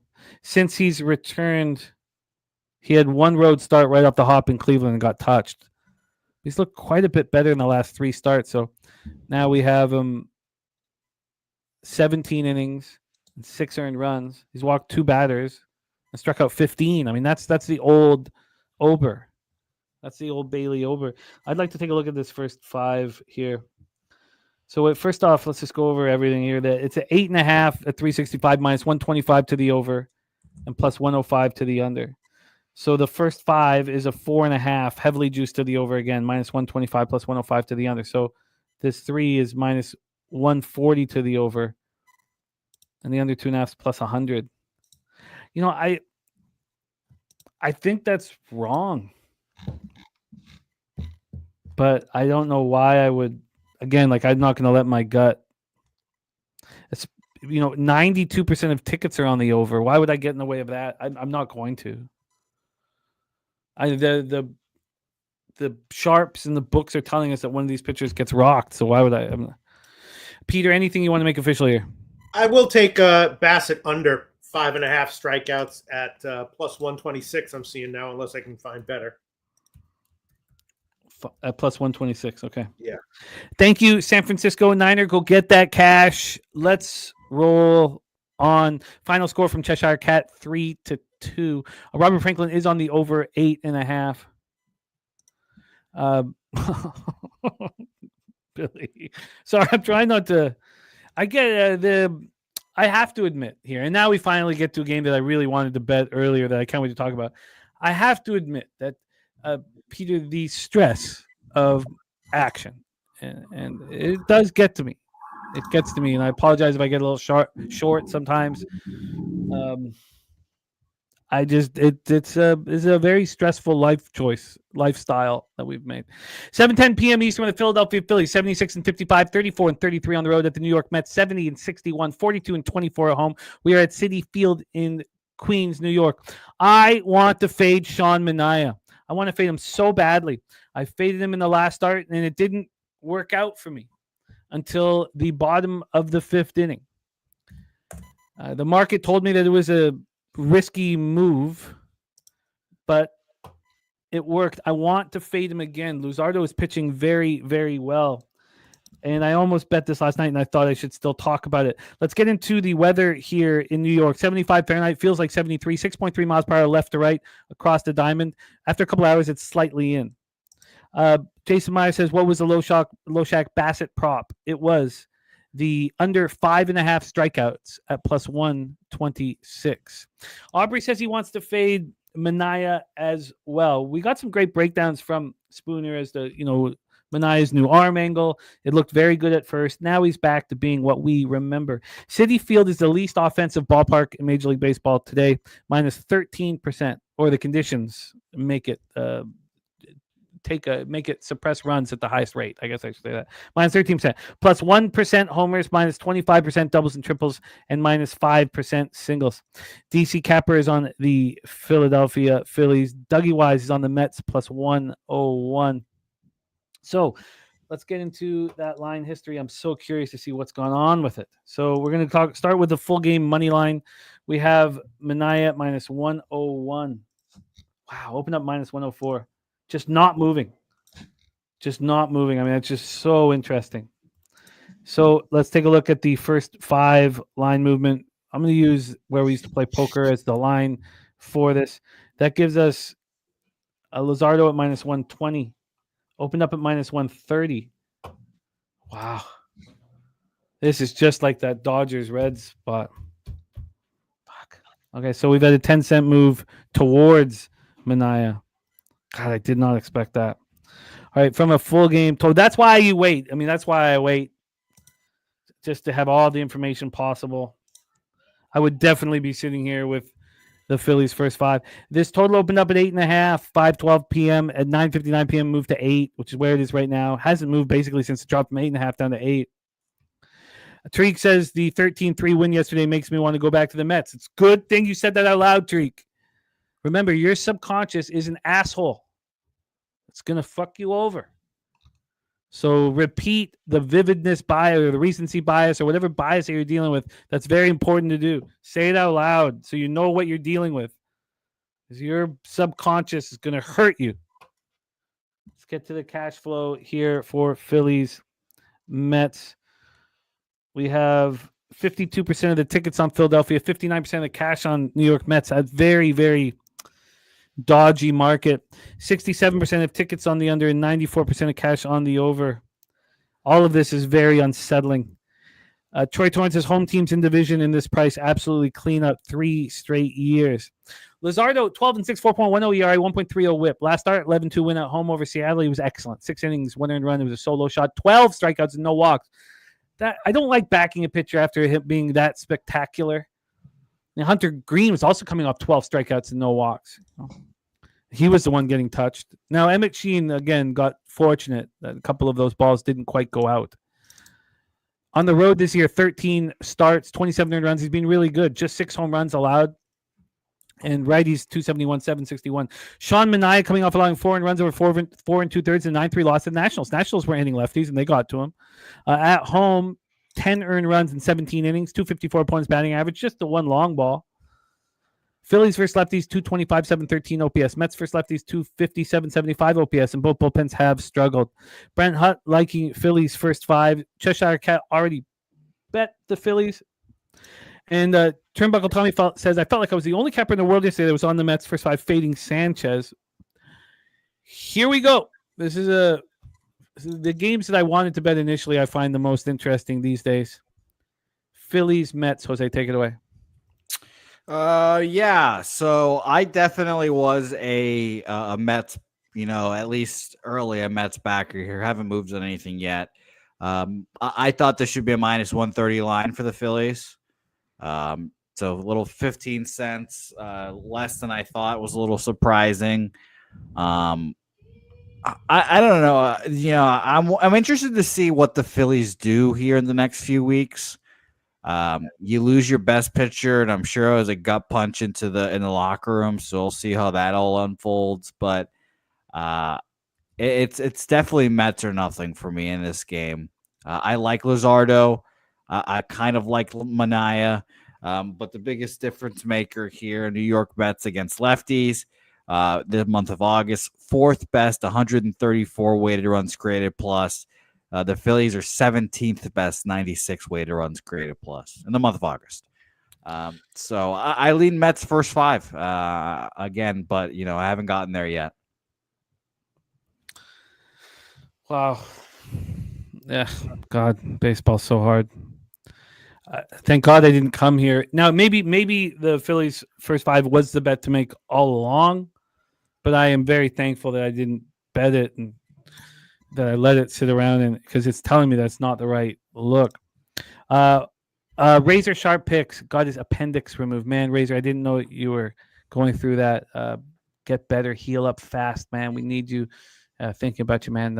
I didn't know you were going through that. I've been sort of in a booze-filled haze since Woodbine. But thinking of you, my man. Peter Loshak, Phillies, Mets. Take it away. Yeah, very suspicious line, obviously, as you all have mentioned. Manaya's pitching props were indicating that he was going to have a bit of a better start than he's done so far in August. My first thought was Manaya under 5.5 strikeouts at plus money, over 4.5 hits, juice, but still 4.5. The Trey Turner hits, runs, and RBIs prop just minus 140 or so. Manaya's earned run prop was 2.5. The over was plus money. The under was a little bit juiced. And even Luzardo's outs prop was just 17.5 at minus 110 to the over. And he's a guy who normally reliably goes 6, even when he doesn't have a good start necessarily. He a lot of times will go 6-3, 6-4, something like that. So a relatively low outs prop for Luzardo, and Manaya pitching props, indicating that he'd do better than he's done in August so far. So, and then, of course, the Mets off of the big win yesterday. I was on the Mets. I was also on the under, though, but they were both dog lines. So I made a little bit on it. Yeah, I'm not sure what to think about this. I'm still thinking about, somehow, I don't know, maybe Manaya under strikeouts at plus money again. But, yeah, very interesting line here. It's so interesting. The Phillies minus 115 full game at 365, minus 25 first 5 here.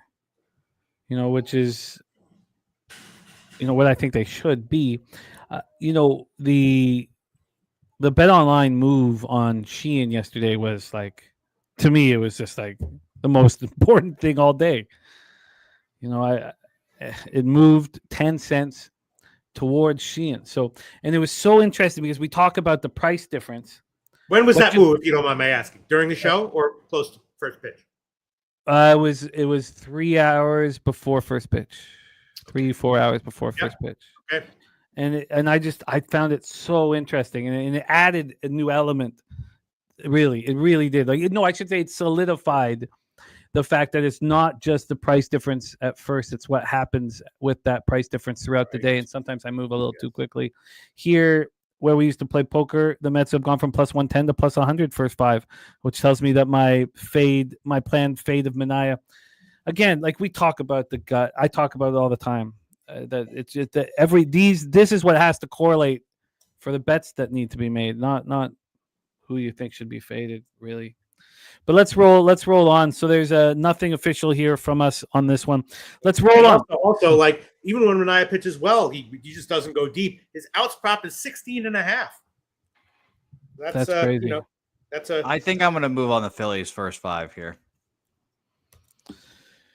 Yeah, I mean it makes perfect sense from an X's and O's standpoint, but it does not to me from a market standpoint. So we'll see. There's not much difference first 5 full game, which is interesting. I'm just trying to decide between first 5 and full game right now, honestly. But I will be moving. Pitching much better than the Phillies bullpen, but so that 10-cent move where you're about to bet does not concern you? No, not too much. I'm gonna go with first 5. Mets bullpen: Hensley, Tyler Rogers, Brooks Raley. A bunch of guys went yesterday. Phillies bullpen rested well enough here, so I think that we can get a good first 5 battle here, and I'll take a first 5 even money. First 5 plus 100. So that was plus 110 not too long ago. All right. Troy saying, wait, didn't Jose say the price is 15 cents short? I think so. So why are you betting it? Because you have 15-cent advantage that you think you should have? Yeah, because I think if I think it's minus 130 and the books are showing minus 115, then I think the books are saying the Mets are live in this game. And so if that's the case, why are you still moving on the Phillies? I'm moving on the Mets. Oh, Jesus. Yeah, I'm moving on the Mets even money. Wait, full game or first 5? First 5. Jose, you got to get your shit together, my dude. No, Didn't he say Philly first 5? Didn't he say Philly first 5? Did I? Yeah, I'm it's all sorry, good, my though. bad. No, it's all My good. I bad. should have realized with the line that I could have helped there. Okay, Mets apologize. first 5 plus 100. Okay. Yes, there yes, we I go. apologize. Yes, No, my that's bad. okay. Because Okay. some of us here are hanging on your every word. My God, I was about to Yeah. fucking click the fucking confirm button here. My bad. Yeah, I'm on the Mets. I guess I did keep seeing Phillies. My bad. I guess I was just wanting to be on the Phillies here. But yeah, I'm on the Mets. They have an advantage against lefties. I think Luzardo is good, but not great. I think the Phillies should be minus 130. So I bet the Mets. Okay. I mean that now I get it. I was a little Sorry. Okay. No, it's all good. It's all good, buddy. All good. So let's roll on. The next spot on the board is we got Spooner action. Spooner on the over 7.5 here in Arizona, Milwaukee. Let's roll into this one because it's a real fascinating cap here. Citi Field in Queens, New York. Obviously, I wanted Brandon Pfaadt here. I don't think that you should bet anybody against the Brewers, honestly. And why would anybody want to back Brandon Pfaadt? He's been pitching quite well at home, so we know where we can back him. And that last start, 3-2 extra inning win at home versus the Guardians. Now the Guardians aren't hitting, but he looked great. 7 innings, 2 earned runs, 5 Ks, 1 walk. On the road this year, he's been horrific. The guy's allowed 21 home runs overall. Jose, 21 home runs allowed by Brandon Pfaadt. How many do you think he's allowed on the road of the 21? 15. 18. 281 opponent's batting average. 46 earned runs and 63 2/3. I mean, he's just been horrific. I mean, just the guy so likes bad. sleeping in his own bed. What can you say? Going up against Jacob Mizorowski. God, feels like that All-Star game was a long time ago, Jacob. Coming out 4-3 loss to the Cubs. I mean, he feels like he's getting touched in every start. His whip's still very good, 1.11. He's only allowed 4 home runs and 38 2/3. 55 strikeouts, 38 2/3. Now he has walked 20 batters in 38 2/3. Lefties hitting 188, 694 against them. Righties 152, 425. There's our guy Jonathan Yim in the house. You know, Slatsy said it, like we say it all the time, but you're never let down when you meet a low bagger ever. They're always like, greater guys, more fun. Jonathan Yim is a perfect example of what we're talking about. And Jonathan Yim came in. You know what he picked up here? He's like, I'm new to racing, whatever. He was up $800 after 3-4 races. It was magic. Jonathan Yim was just crushing. Buying rounds of drinks. You're always sorry. Go ahead. Oh, he's just buying rounds of drinks, getting paid, making it look easy. What were you gonna say, Pete? I was just going to say, it sounds Rico, when you meet your heroes, you're always let down. But when you meet low baggers, you're never let down. It's so beautiful. Yeah, no, you're absolutely right. It's now we have Lamont Williams.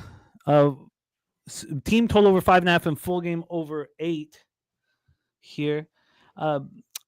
Slow Jams Arsenal says the over is gold. Diamondbacks bullpen is taxed. Who was the biggest winner at Woodbine, TJ? It was Slatsy and his sister Bowser. Bowser just caught fire. I think Slatsy was up 900, so I think he was just up a little more than Johnny Yim. That's beautiful. What a name. Yeah. Oh, so of course Slatsy's sister. Of course she's Money in the Bank like this. And so next year, Slatsy and Tammy will both be there. It was special. It was a special day. A lot of winning. It was great. Here we go. Brandon Pfaadt, Jacob Mizorowski. So first off, let's take a look at the weather and see if the roof will be open. Probably 69, feels like 68. I know the wet wind is not too much of a deal there anyways. Opening up at 7.2, dying at 4.2. So here, if we're taking a look at the stadium report, American Family Field, minus 12% overall, plus 11% homers, minus 9% doubles and triples, and minus 16% singles. Mizorowski, getting hit harder by lefties. The Brewers are raking still. 275, 835 OPS versus righties. Diamondbacks 247, 34. Diamondbacks bullpen 4.47 ERA. It's not to be trusted. And the Brewers bullpen has just been so consistent throughout the season. Let's take a look here at the opportunities. We'll go to Moneyline full game, and then we'll hand this over. We'll take a look at the cash flow and hand it over to Jose Bouquet. Moneyline here, we have the Milwaukee Brewers at a very cheap minus 144. Look, we've seen this so often as the Brewers are, rolling, where the market is not intimating that it's the bet to make. They open up minus 150. They're now minus 144. So a slight move away from the Milwaukee Brewers towards Fott. From a total standpoint here, we have an 8, minus 107 to the over. Open up minus 115 to the over. The under 8's gone from plus 101 to minus 105. And then when we get to the cash flow here, we have 66% of the tickets on Milwaukee, 71% of cash on Arizona. We see the market kind of moving slightly towards Arizona. 63% of tickets on the under, 72% of cash on the under. This is such a fascinating game. Take it away for us here, Jose Bouquet. Diamondbacks, Brewers. Floor is yours. Yeah, it's going to be a stay-off game for me. Again, minus 180 for the Brewers here at home against the Diamondbacks team, in my opinion. Where do you have minus 180? Because I'm looking at minus 144. That's what I think it should be. Oh, okay. Yeah, I think it should be minus 180. And the fact that it's this cheap, it's a little surprising. I lean Diamondbacks. I don't think the Diamondbacks are a normal last place team either, obviously. So they're not a horrible team, but it's not going to be a bet for me. And the fact that the Miz is struggling here is interesting. It's very interesting. We'll see if he makes their postseason roster /rotation, /bullpen. So I wouldn't be surprised at all if he was in the bullpen. Yeah, he'll be in the bullpen, right? That's no problem. That's where they want him. Then they don't need to worry about the innings. Yeah, so I'll be very fascinated to see what they do, but no action here for me. What should the price difference be for his 5 and full game? Probably the same. If it's minus 145, I would expect it to be the same. I'd be a little surprised if it was cheaper. Yeah. No, you're right. Exact same here at 365. I'll take a look offshores. Peter, take it away. Well, this is an interesting one. As far as the money is concerned, as far as the spread, money line is concerned, I'm definitely leaning Arizona at the line. Also leaning though, like Mcelvy over 5.5 strikeouts and 1.5 earned runs. Like, what's the deal with him? Is he just like he will bounce back at least in terms of strikeouts, won't he? I don't know Is his velocity down? The issues, I don't believe his velocity is down. But we know he's a 2-pitch pitcher, and the issues that Spooner laid out for Mcelvy when he started his career, it turns out that Spooner was right. Right. But he had to go through looking very wrong before the numbers kind of made it clear that Spooner was right, that you need a third pitch in Major League Baseball. It doesn't matter how dominant your first two are. So one of those, and maybe both, are good. Over 5.5 strikeouts and 1.5 earned runs. I like Arizona on the money line. Fox earned run prop is a little bit low, 2.5 at just minus 120 on the over. I mean, Milwaukee is a nice little lineup there, aren't they, Jim? Oh, God, they're just so much more than the sum of their parts. You look at their lineup and you're like, what's the danger here? Shout out to Johnny Yim, says this is for Jose for his next drink. I couldn't get him one last Saturday. Love you guys. What a class act. What a great guy Johnny Yim is, man. It was just so much fun to hang with. Yeah, this is like, look, I can completely understand why TJ is on Milwaukee on the -1 line. Like, I get it. I mean, what is your expectation of Mcelvy today, Jose? That's a great question. 5 innings, 2 earned runs. 5 innings, 3 earned runs. I still expect a good start, though, honestly, and I think that's pretty solid. Right, like 5 innings, 6 strikeouts, maybe 7, 2 or 3 earned runs. I think both his strikeout and his earned run prop cash over. I would agree with that, which is hilarious to think about. 1.5 earned runs, that's it? Yeah, at just minus 130. You probably even get better. That's cheap right there. I mean, Jimmy, you bet one.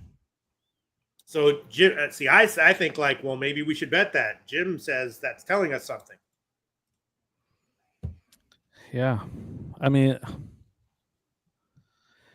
I don't think that we should trust the market very much when it comes to Brewers games. And trusting the market has kept me off so many of them. And TJ's been destroying all of them. Like, in honesty, maybe you're better off in this one not betting pregame. Maybe the Diamondbacks go up 1-0 or something like that, and then you can get in live. But who's to fault TJ for taking the Brewers -1 every game or money line if necessary? Nobody. I mean, he's been eating off of it. Yeah, and Mizorowski out of the bullpen is going to be disgusting when that happens. Yeah, because you can put him in high leverage spots too. Yeah, so he's going to pitch 6, 7, maybe 8, and Oh no, I think he becomes a 1 inning pitcher personally. That'd be For a high leverage fascinating. situation. But again, what am I talking I think they're very concerned about his innings and would just prefer him in 1 inning spots, high leverage. But okay, Peter, can you give me the two options again one more time for Mizorowski? Well, I mean, his strikeout prop is like 5.5, like minus 140, and his earned run prop 1.5 at like minus 130. Hard to imagine both of those. Go ahead. Yeah, I don't think he's in for long. I think that I would not bet the over 5.5 strikeouts though. Right, because go ahead. You know what's interesting? The 1.5 runs definitely might be an indication. He only goes like 4 innings, 3 innings. Right. That's interesting. Then what do you think got? about as well?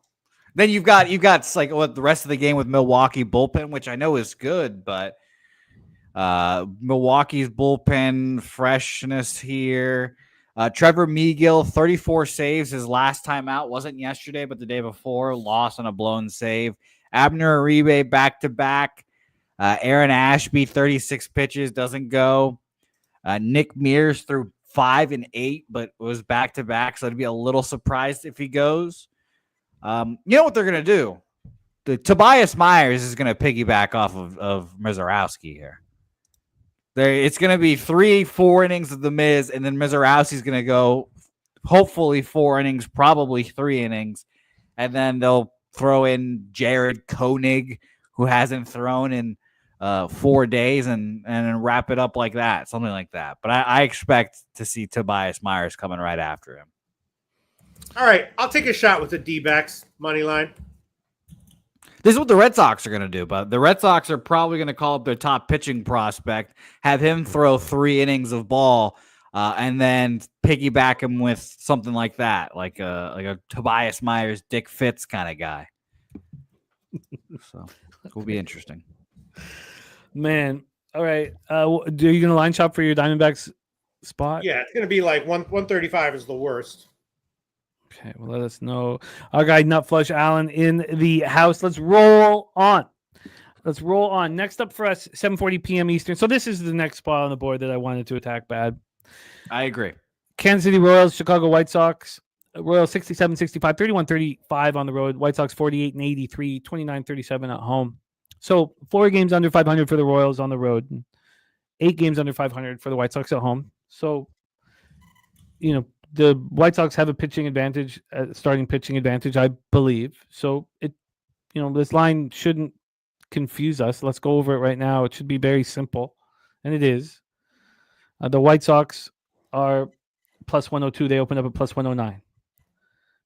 That makes perfect sense to me. Sharp line doesn't mean you can't get paid off the line. Line makes sense though. From a total standpoint, we have an 8.5. Minus 107 to the under. It opened up minus 102 to the under. A 5-cent move to the under. We take a look at the weather conditions here at Rate Field. 69 Fahrenheit feels like 68, 7.1 miles per hour to right field. Dies down at 4.8 miles per hour. So the daily stadium report of Rate Field has it at. Sorry, what the hell's wrong with me? I don't know. Tripping. Oh, here we go. Sorry. Minus 6% overall, plus 7% homers, minus 19% doubles and triples, and minus 1% singles. So cash flow wise, and then we'll go through the X's and O's. I mean, I'd love to see a lot of people on Kansas City, and we are. 75% of tickets and 71% of cash. 58% of tickets and 71% cash on the under. This is actually like the first game right now that's actually all lining up, thank God. Now, a couple of those leans on the early games, it looks like I'm going to have to bet, which I'm okay with. But finally, we have everything kind of coming together. The White Sox full game at 365 or minus 105, so they should be quite a bit more expensive first 5, and they're not. They're 5 cents. This has been the case since yesterday. Do I want it more than 5 cents? Well, let's take a look at a different book and see a bigger disparity here. Let's see. We have White Sox are plus 102 and first half minus 113. So I'm getting it here. So who cares if the public book isn't giving a big enough difference? So we have Michael Lorenzen, 5-8, 4.50 ERA, 1.34 WHIP. His last start, 4 1/3, 9 hits, 4 runs, 3 of which were earned. 6 Ks, 1 walk, 6-4 win at home versus the Rangers. On the road, he struggled. 36 earned runs over 12 starts. He's allowed 12 home runs on the road, just 5 at home.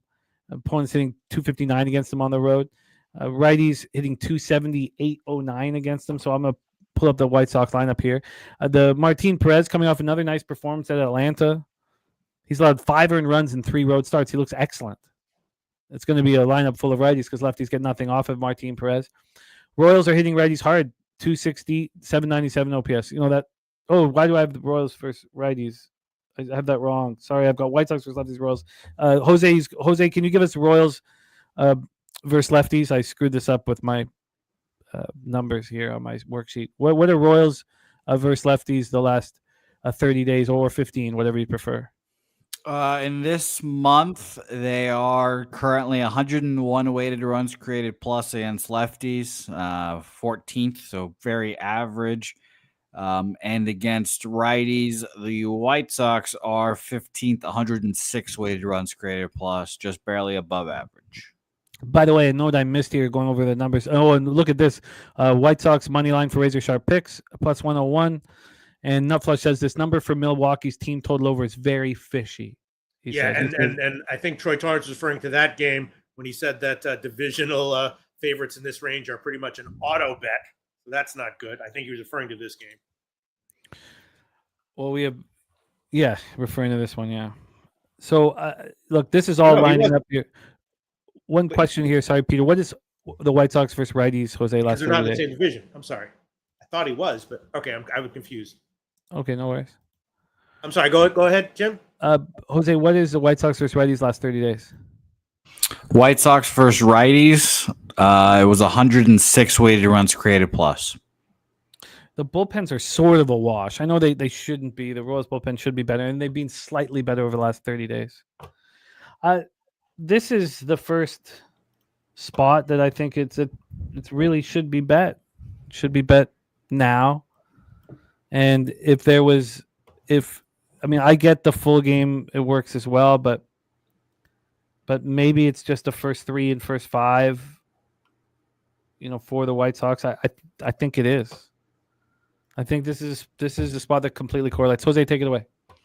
Yeah, I'm on the White Sox as well.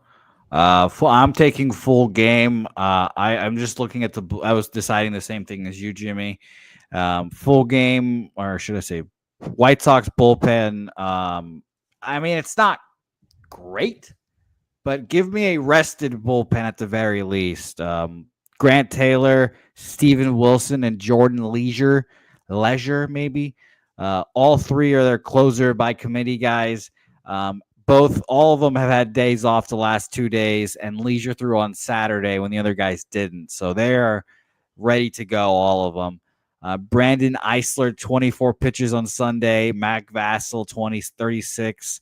But those guys are all rested. Royals, the whole front end, or the back end, I should say, of that bullpen through not yesterday, but the day before. Urseg, Estevez, John Scribner, Angel Zerpa. They all got the day off yesterday, and Danny Lynch and Sam Long threw. Rested relatively, sure, but I will still take the White Sox here. Another reason why I'm taking the White Sox full game, I haven't looked at first 5 line movement, but penny openings up -121, now down to -111. And you mentioned all that money and tickets on Kansas City, 70 and 71, on the Royals there. So it's just it feels like a full game spot for me here. But again, I haven't looked at the first 5 line movement here, which I will do. It's -110 each way, and the White Sox, where we used to play poker, are -112 now. So just 2 cents of movement their direction. But I have full game White Sox for me. And what did you get? I got +101. By the way, there's been a move back to the under in the Twins-Jays game. I'm going to let that market marinate for longer. I expect the roof to be closed, and I actually expect Bassett and over to pitch well. I'm going to see if that correlates enough to actually move on. I still got question marks surrounding it here on my notes. Jose, White Sox line was what?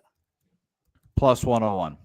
And you are locked in. I want White Sox first 3 and first 5 here. There's nothing wrong with the full game at all. But Martin Perez is just locked in right now. And I don't see why I wouldn't expect him to pitch well in a sleepy spot for Royals batters in front of a couple thousand people in the South Side. Peter Loshak, are you moving on this one? Yeah, it was interesting. Lorenzen's outs prop was surprisingly low, and it's moved 10 cents in that direction. 15.5 at plus money, like plus 130. It's great news. What's Perez? I'm sorry? What's Perez's? Perez's outs prop? Yeah. Was also a little bit low. 15.5 even on both sides. So like minus 115 on both sides. But Lorenzen was 15. That makes sense to me because even when Perez is pitching brilliantly like he did against the Braves, he only made it through 5 1/3. He didn't walk a batter and he only allowed 3 hits. Now there was an unearned run that made his pitch count go up, but I mean, even when he's pitching brilliantly, he doesn't go deep. Right, but 15.5 very low, and his earned runs prop was 2.5 minus 120 to the under. I thought that was interesting and maybe worth a shot on the under. And I definitely be leaning White Sox. Well, now there's been like a 10-15 cent move in their favor though, but I would still be leaning that way. This finally is a game that works. Thank God. So I'm gonna double up here. This it's okay. I look, maybe I shouldn't guarantee a double up, but I think I'm going to double up on this spot. First 3 and first 5. I'm 100% betting one of them, but I'm very likely to bet both. Jose on the White Sox plus 101. Peter formulating a plan. Yeah. Should we move on? Okay. I'm thinking about White Sox full game. I'm thinking about Perez under 2.5 earned runs. It was minus 120 when I first saw it. Now it's down about 15 cents. Okay, and we need to get. That's fine. Just we'll be no problem. We'll get you. Justin's got to leave at 3:15. Justin going to cap WNBA with Peter and I. So don't worry. We'll make that work. Let's roll on. 7:45 p.m. Eastern, and we have finally arrived. It's just the moment I can't wait to get to. The pig milk play of the day. Number 1 is Pittsburgh St. Louis first 5 over 4.5. Yes.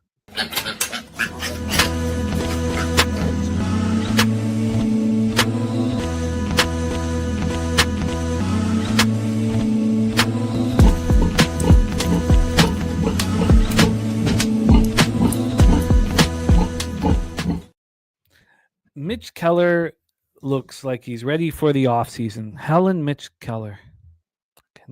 Sad watching Helen finish off the season. She's just despondent, it seems. 5-12, 4.34 ERA, 1.31 WHIP on the season. Last start, 3 1/3, 7 hits, 5 earned runs, 7-3 loss at home versus the Jays. On the road, he's struggled this year. 11 start. Oh, he's not been horrible. He's allowed 8 home runs at home. He's only allowed 6 on the road. 56 hits and 60 2/3. 30 earned runs and 60 2/3. Opponents hitting 238 against them. Lefties hit him harder than righties. Lefties 271, 752 OPS. Righties 247, 682. There is no team in Major League Baseball hitting righties worse than the Cardinals over the last 30 days. The Cardinals also, for the first time at Busch Stadium, had less than 20,000 at a home game. 17,000 last game. So I'd never seen that park empty before. It was pretty empty. Billy says both starters have an August ERA of 9. Palante looks terrible. 5 earned runs in his last start at the Marlins over 5 1/3. At home this year, 37 earned runs over 12 starts. His splits are no extreme issues, but righties hit him pretty hard, 284, 782 OPS. And the Pirates are hitting just without power, and both bullpens are struggling. Cardinals bullpen's just starting to come back to earth a bit. Pirates bullpen being very bad. DC Capper is on the St. Louis Cardinals. Let's take a look at the line history here for this one. Line history wise, we have 75 Fahrenheit. Feels like 76. 5.7 miles per hour left to right. Slightly in. Gets down to 4.4 and then 4 and fully in. We take a look at Busch Stadium here, minus 8% overall, minus 17% homers, minus 11% doubles and triples, and plus 5% singles. So, situationally, the weather does help these gas cans. Brandon Cummings says Palante has allowed 15 runs on 21 hits in 12 innings over his last 3 starts, all losses. Walked 7, surrendered 3 home runs. But he did throw 7 scoreless against the Pirates while allowing just 1 hit and 2 walks on July 2nd. 17 career appearances, 4 starts versus the Pittsburgh Pirates. Palante's 1-1 with a 2.20 ERA. TJ's on Pittsburgh first 5 money line. And I can understand why he is. Let's take a look at the line history here. Let's take a look at the line history. We have a total of 8, minus 109 to the under. It's a surprise. Open up minus 106 to the under. We get to the money line here. We have the Cardinals minus 121. They open up minus 123. This line's barely moved, since it was opened. We take a look at the cash flow, and let's take a look at the first 5 difference as well. The first 5 difference here in Pirates Cardinals. We have the Cardinals minus 130 full game, and then first 5, they're minus 130. So no difference here. And we get to the cash flow. We have 50% of the tickets on the total 50-50, 69% of cash on the over. It's moving towards the under. 78% of the tickets on the Cardinals, 67% of cash on them. I'm right with TJ. Why would we not be on the Pirates' first 5? Palante looks like he's just trash. This stadium's going to be empty. I can understand there's some volatility, but the weather is run suppressing. The market is opening up their arms to over cash. The public is on the Cardinals. The line's not moving at all. Jose Bouquet, take it away. Yeah, I mean, the under seems interesting, especially because where we look at the line tracking now, Jimmy, we know it's typically all under money, and it's rare where we see over money on both sides of tickets. I know it's 50-50 tickets, but still, it's still nice to see there's over money on something. And by the way, it's shocking to see 94% of over money on that Phillies game. But I am interested in the over with you here in this game. I'll say this. I don't think I'm interested in the over at all. I'm not. Like, I get Pig Milk being on it, so you're interested in joining Pig Milk. I'm with TJ on the Pirates first 5, but then I'd be going up against Mally Mal. Let's hear Mally Mal on the Cards first 5, and we heard DC Capper on the Cardinals full game. Justin McCelvy on Burleson over 1.5 bases plus 117. Peter Loshak, take it away. Pirates, Cardinals. I think I'm going to take the Pirates here, maybe first 5 and full game, but very weird stuff here. I mean, obviously, both these guys have been getting hit in August, and then their pitcher props come out, and they didn't make any sense. Both of them had earned run props 2.5, heavily juiced to the under. Keller was like 2.5 minus 145. Palante 2.5 under minus 170. And now Palante's dropped to 1.5. I mean, the over is minus 190, but it's still just a 1.5. Wow. Keller is kind of right where he was. But yeah, I mean, and Keller's outs prop is 17.5, way juiced to the over. So market definitely expecting Keller to go 6. Palante, I can't really explain it. Let me see where it is at maybe a sharper place here. Yeah, Keller's earned run prop is very low. And Palante's is even lower. Palante 2.5. The under is minus 180. Keller minus 150 on the under. This Cardinals team is not hitting anything. I mean, their numbers as righties are by far the worst over the last 30 days. Mitch Keller has some pretty nice matchups here against the Cardinals. When we look who hits him, Newt Bar hits him 391, 1.082 OPS, so he'll be hitting leadoff. But who else are we worried about in this lineup? I don't think, Herrera's batting second. He's never faced him. Burleson and Contreras. Contreras has got to him. Gorman's, got to him. But I want to fade the Cardinals offense. I want to fade them. So, Coin saying St. Louis first 5 at home, 4-5-1, and Palante starts. Yeah, this is I'm Pirates first 5. That'll be it for me. Not that I don't disagree with the full game. I don't want to double up here. So Pirates first 5 for me. Card finally coming together after it looked like I was going to sit on the sidelines. Any of you fellas want to make anything official before we roll on to Angels Rangers? Yeah, I'm going to make both the first 5 and full game official here for Pittsburgh.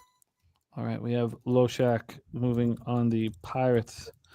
First 5 and full game. We'll give us lines here shortly. And Mr. Bouquet, you're going to be joining Sweet Sweet Pig Milk. I'm going to join you guys on first 5 here as well. It's rare to see old Loshak. I know he took a little more first 5 action, but it's rare to see Loshak taking sides here. Plus 105 for me, Pirates first 5.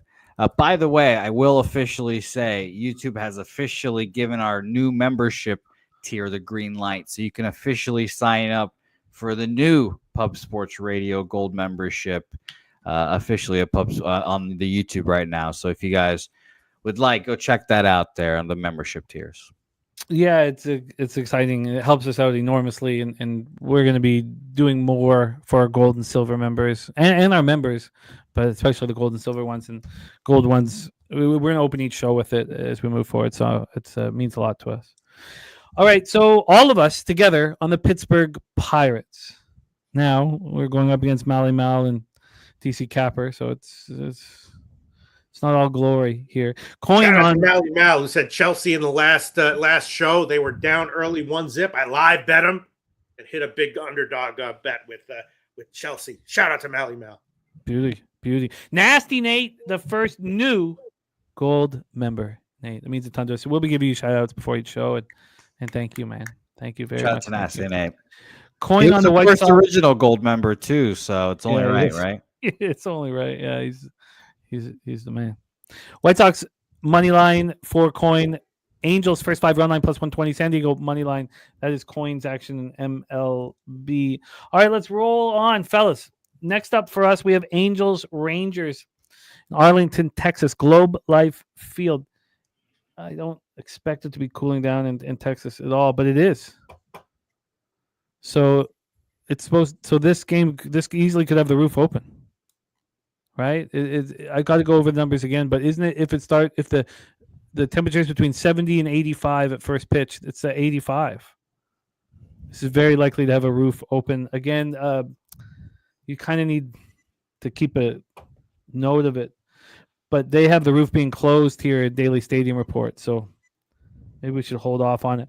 You say Kikuchi going up against Patrick Corbin, couple of lefties on the hill. Kikuchi 6'8", 3.42 ERA, 1.42 WHIP. 61 walks this year for Kikuchi. 19 home runs allowed. 9 of them have come on the road. On the road, he's been touched up. 13 road starts, 36 earned runs. Opponents hitting 286 against him. He's coming off a beautiful start versus Reds at home. That's when the total was at 9 and made no sense to me, and I ended up staying off, and I shouldn't have. Patrick Corbin on the other side, 6'9", 4.61 ERA, almost the exact same WHIP. Less walks, but almost the exact same WHIP. His last start wasn't very good, 6-4 loss at the Royals. 3 2/3, 4 earned runs, 7 hits, and 6-4 loss. At home, he's at 11 starts. He's only allowed 23 earned runs. He's been pretty good at home. Lefties 244, 714 OPS. Righties 288, 808. And you'd have to assume that it'd be all right-handed bats from the Angels, which is something they always do, and that is the case. Angels versus lefties 248, 24 OPS last 30 days. They're raking. Rangers versus lefties 267, 11. Rangers bullpen 4.73 ERA last 30 days, while the Angels bullpen 3.93 ERA. Let's get into the line history and the cash flow, and then hand it over to Mr. Bouquet. Money line here for the full game. The Angels are minus 110. They opened up at plus 104. 14-cent move to the Angels. It's appealing. We get to the total here. We have an 8.5 minus 109 to the over. Open up plus 100, so 9 cents of movement towards the over. And then when we get to the cash flow, here we have 56% of the tickets on the Angels, 68% of the cash on Texas. Book's not, I'm going to take a couple looks at things, but 60% of tickets on the under and 56% of cash on the over. Mr. Bouquet, take it away. I thought this game was fascinating just from a line standpoint, these pitchers being minus 110 against each other. When in my head, I think Kikuchi is better, but it's just a fascinating line. I thought it was pretty even, so I stayed off. So I'll just use this time to say that if you're a gold member now, you're a PSR silver member. So y'all know here. And if you're going to be a new PSR gold member, your action will be tracked on the website there automatically. So it'll be pretty cool to see your name on the website and all that stuff. Our guy Swig will be helping track that data and all them. So shout out to them. But PSR gold membership, PSR silver and bronze now available. So that'll be very interesting. And look at Crystal Craig.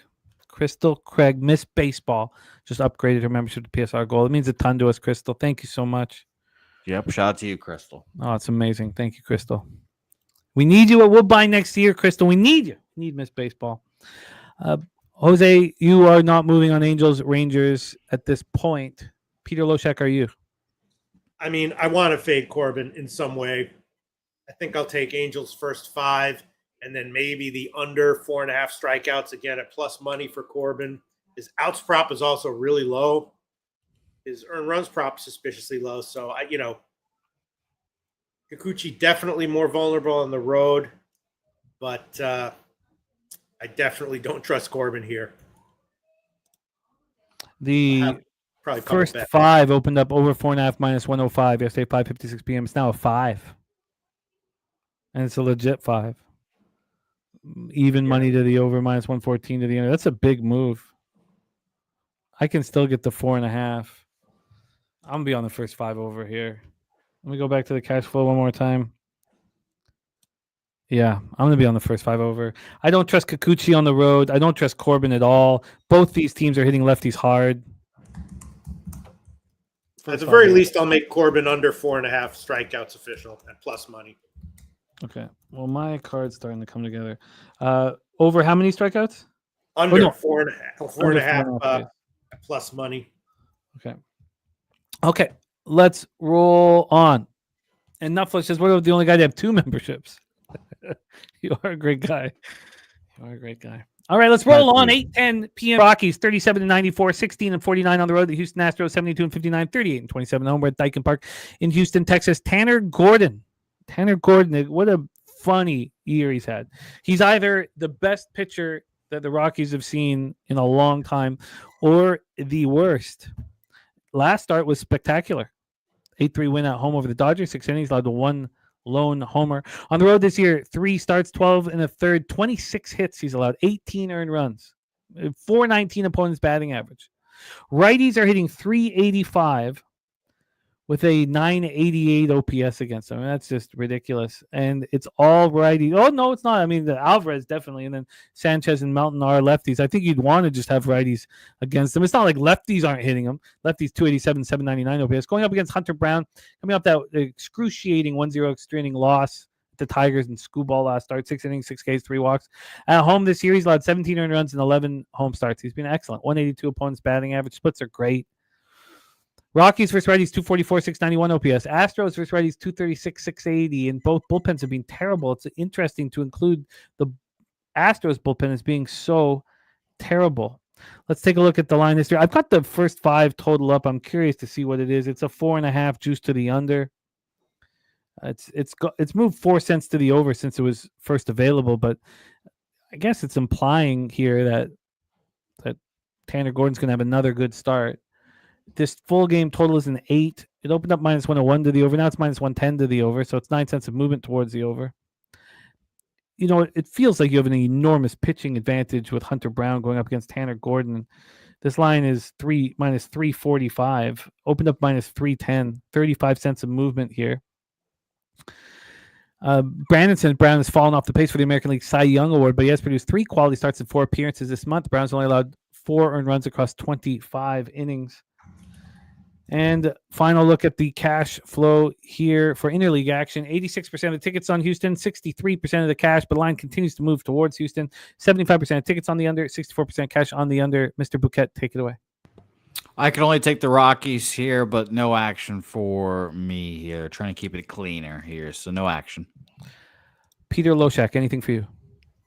No, but I'm probably going to add on a few more from the Corbin fade spot.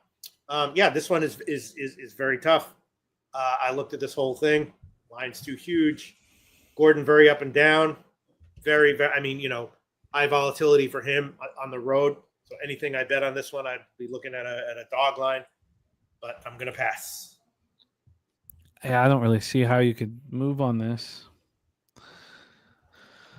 I mean, unless you're certain that Tanner Gordon's going to get hit. And as I said, like, he can pitch well at times. If you took the Astros first 3 minus a half, it's minus 135. Make me nervous. The first 5, you'd have to take the -1 line. And even that -1 line would be around minus 145. It's a tricky one. I maybe it's something you could use with a money line parlay. This does not appeal here. Let's roll on. Padres, Mariners, T-Mobile Park in Seattle, Washington. We have Dylan Cease versus Luis Castillo. Luis Castillo was exactly what we wanted on his last road trip. Extremely predictable. Got hit, got hurt, got touched up. 4 innings last start, 10 hits, 3 earned runs. He was lucky. It was only 3 earned runs, 11-2 loss at the Phillies. Castillo, 3.57 ERA, 1.27 whip on the year. He's been great, but at home is where he's been quite strong. But even at home, 10 home runs allowed in 82 innings, more than usual. Now just 22 earned runs and 14 starts. So do we expect here? Question is, do we expect Luis Castillo to come back home and start shoving again? Lefties, and we've talked about this too, and we've used it to our advantage. When there's a lineup that has a lot of lefty bats in it, he gets touched up. Here we have Arise, O'Hearn, Gavin Sheets, and Cronenworth. So at least we have 4 at a minimum. That's helpful. And we're going up against Dylan Cease, who did not look good in A4 win at home versus the Giants in his last start. I believe that was against Verlander. 41 earned runs and 13 road starts. I mean, he's been terrible. Both of these pitchers have been bad. A DC Capper on the over 7.5. Robert Franklin on the over 7.5.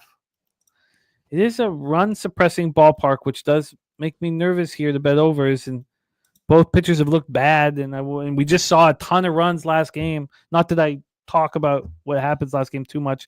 Justin McCelvy took the Padres first 5 plus 105 when he bet it. Let's take a look at the weather here in Seattle to get us started. In Seattle, we have 82 Fahrenheit. Feels like 83. 5 points. It's warm in Seattle. Really warm. It's been so hot. Pacific Northwest. 5.2 miles per hour left to right and in. Dies down at 3.4 miles per hour. Daily Stadium Report has T-Mobile, the highest I've ever seen it, basically, minus 1%, plus 8% homers, minus 12% doubles and triples, and minus 1% singles. When we get to the line history, we have on the money line, the Mariners at minus 108. They opened up at minus 116 and now at minus 108. Padres have gone from plus 105 to plus 100. And when we get to the total here for this spot, we have the 8 minus 107 to the over. This opened up at 7.5. So a lot of you guys got to be feeling very good about that move from 7.5 to 8. And when we get to the cash flow here for that as well, we have 65% of tickets and 95% of the cash on the Padres. 61% of tickets and 80% of cash on that over. Jose Bouquet, Padres, Mariners, take it away. Yeah, what a fascinating line again here. I sat staring at this one for a little bit, going back and forth on which of these pitchers I find more appealing. And, market's saying Cease, minus 116 opener at Penny, now down to minus 108. And sure, we can go to the splits like you just mentioned. There's 65% of the bets. Sorry, can you give me the split? Sorry, can you give me those again? You said the Padres opened up at what? Minus 116. I've got the Padres opening up at plus 105. Excuse me. I'm saying Seattle. My bad. I'm messing up my asses there. Seattle minus 116. Okay, cool. Yeah, so it goes to minus 116 to minus 108. Seattle. I'm mixing up my teams today for whatever reason. But yeah, so I thought San Diego was semi-appealing on that aspect. But I don't really trust Dylan Cease here. Luis Castillo, I've gone back and forth on all year. He's been lying like he's a shit pitcher kind of all year. And today was the first line, and I'm like, oh, they're actually showing some respect for Seattle here and Luis Castillo being favored. Because I thought, honestly, I thought this line should be flipped minus 120 Padres. So maybe a little respect to Seattle. I'd lean that way after all that being said, but nothing here official for me. I mean, the Padres are 5 games under 500. They have a pitcher on the mound who allows 1.4 runs over 9 innings more than the opposition.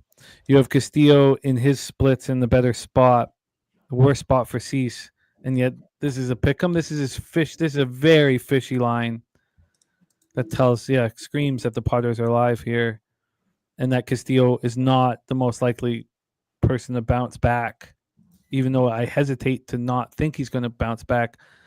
Peter, take it away. Padres, Mariners. This one, the Cease hits prop was extremely low, 4.5. The over was like plus 125 or so, and the earned run props were both very low, 2.5, heavily to the under. So I'm not sure what to think here. I mean, Cease obviously can be very vulnerable, can be very good. So I guess the market's telling us this is going to be one of his good ones, and if that's the case, then I guess you'd want San Diego. Although Castillo also, 2 bad road starts, now back home. Maybe we want the under. I'm not sure. This is a very tricky one, and I'm going to pass on it. Yeah, I can understand passing. I can understand passing, but TJ says I see this totally different. Oh, let's pull up the cash. He says I don't care about the opener at plus 105. I care what it was this morning when San Diego was favored. Jesus, they were favored this morning? Oh, they were. Yeah, they were. Look at that. At 6:24 a.m., there was a big move towards the Padres. They were favored from 6:24 a.m. until 9:13 a.m. Wow. So he says now they're still taking money and the book moves to Seattle. That's a very fair way of looking at it, a very legitimate way of looking at it. Wow. That's interesting. Sorry, let me look back. Turnbuckle Tommy. That's very, very, very interesting because I kind of want to back the Castillo bounce back, but the problem is TJ not caring about the opener. I still care a lot about the opener. The Mariners are 14 games over 500 and have a statistically stronger pitcher on the mound. But I see the way you're looking at it, and it's a very fair way of looking at it. Jose, is there anything, Jose or Peter, anything you want to add to this spot? No, I'm good. No. Sorry to answer, my dude. No, I'm not taking that the first 3 total at all. I'm backing the White Sox first 3 and first 5. And TJ says, I mean, in this case, with this market, the opener means less than those 2.5 hours. That's fair. Very, very interesting way of looking at it. Gives us more time to sit with it for longer, which I'm going to need. Let's roll on here. We're just a few games away from WNBA, and we don't have enough time with Justin, so let's roll on. 9:45 p.m. Eastern, we have a beauty game for us to attack. Chicago Cubs, San Francisco Giants, Oracle Park, San Francisco, California. The Giants, so we talk about how bad the Cardinals are hitting righties last 30 days, and it's such a big point of emphasis. And here, the Giants versus lefties are the same way. They're not hitting them at all. 192, 587 OPS the last 30 days, and Matthew Boyd's a very dangerous lefty.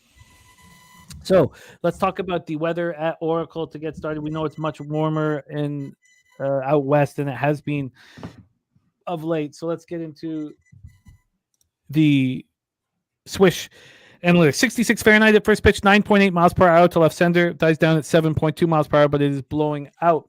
The daily stadium report, which always has the Giants ballpark Oracle as the worst conditions in Major League Baseball, aren't even close. This is the highest. I said the highest I've seen T-Mobile. This is the highest I've seen Oracle. Minus 2% overall, minus 22% homers, minus 4% doubles and triples, plus 11% singles, which only gives it a minus 2% overall, which is a rarity. Take a look at the money line here for Verlander and the Giants. They're plus 122. They open up plus 116. The Cubs have gone 4 cents from minus 128 to minus 132. We take a look at the total. We have a 7.5. It's minus 110 to the over. Open up minus 115 to the over. The under's taking a couple cents. By the way, Stephen Hairston is on the Mariners. Says, I'm never on Seattle. On them tonight. And he likes the under there. So there's Vitalis giving you a shout out to Peter Loshak. He says that Verlander with 10 losses xFIP minus 110 xFIP of 4.55. You can only blame San Francisco Giants management for not DFAing Verlander from the start. It's interesting. I was watching a video from the IFBC, like I don't even remember how many years ago it was. Whole bunch of names. Vitalis was one of the names that I remember when I was watching that one. Yes, and that's when you used to call him Vitalis. Vitalis. Yeah. Vitalis. I use the proper Greco-Roman pronunciation. Dougie Wise, free bands play today. Cubbies first 5 minus 148. See, I think Verlander's being fine. He's being fine. I mean, they just need innings eaters right now. They're preparing for next season. He looked terrible at the Padres, but he was rolling at first, and I've made money off of him this year. I'm not as angry about how he's pitched. At home, 29 earned runs over 12 starts. 8 home runs allowed at home. Just 12 home runs allowed overall in 110 2/3. The Cubs are inning righties, 224, 661, and that does come with a caveat, and that's that they've been playing in a lot of situations at Wrigley with the wind blowing heavily in. We have Giants versus lefties, 192, 587 OPS. Both bullpens have been pitching well. So a pretty fascinating spot here, Mr. Bouquet. One last look at the cash. 74% of tickets on the Cubs, 65% of the cash, 74% of tickets on the under, and 86% of cash on that under. Jose Bouquet, take it away. I lean Cubs here. There's a few things I went into the season thinking, and it was thinking that Verlander, Scherzer, and Kershaw were going to be fades. Only one of those three turned out to be fades, and it seems to be Verlander here. So I want nothing to do with him. It just I don't like the Cubs either, and I like betting -1. So would I bet an over in this game? I'd lean that direction, but I didn't have anything too confident in this one. Vital says, how are the Cubs bullpen looking, Jose? Are they fresh? Let me tell you right now, as I scroll down to find them here on this list of teams. Everyone got the day off yesterday, and Palencia, Keller, Kittredge, and Theobar all threw on Sunday.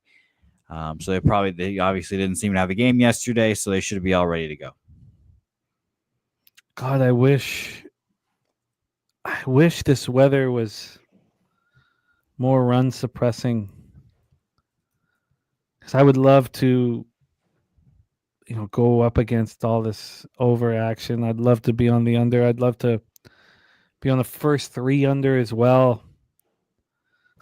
Peter Loshak, take it away.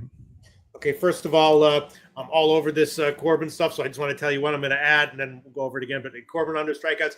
Angels first half -120. The first half over 4.5 -125. Corbin over 4.5 hits -150, and I'll probably be adding on some Angels batter props. This one, I was thinking the Boyd pitcher props were a little bit surprising. His outs prop was just 17.5 -120 on the over. Why was that so low? You're saying that it's going to be more offensive than normal here? Just weather-wise, I've never. Right. It's always Oracle's always at the bottom of this list. Always -13 or 14%. To see it -2% is a little different, and I wish it wasn't that way. Now it's up a little bit, and Boyd's earned run prop was extremely heavily juiced, but still 2.5. I mean, you had so I think right now is it let me see what his earned runs prop. All right, it's dropped to 1.5. All right, Nut Flush Giants team total under 2.5 at +145, and team total under 3.5 at -130. So he thinks the Giants are not going to be able to get anything off of Boyd. And why would he? These guys, they're not hitting lefties at all.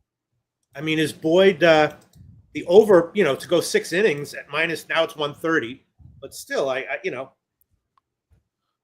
he doesn't really ever go 100 pitches, but.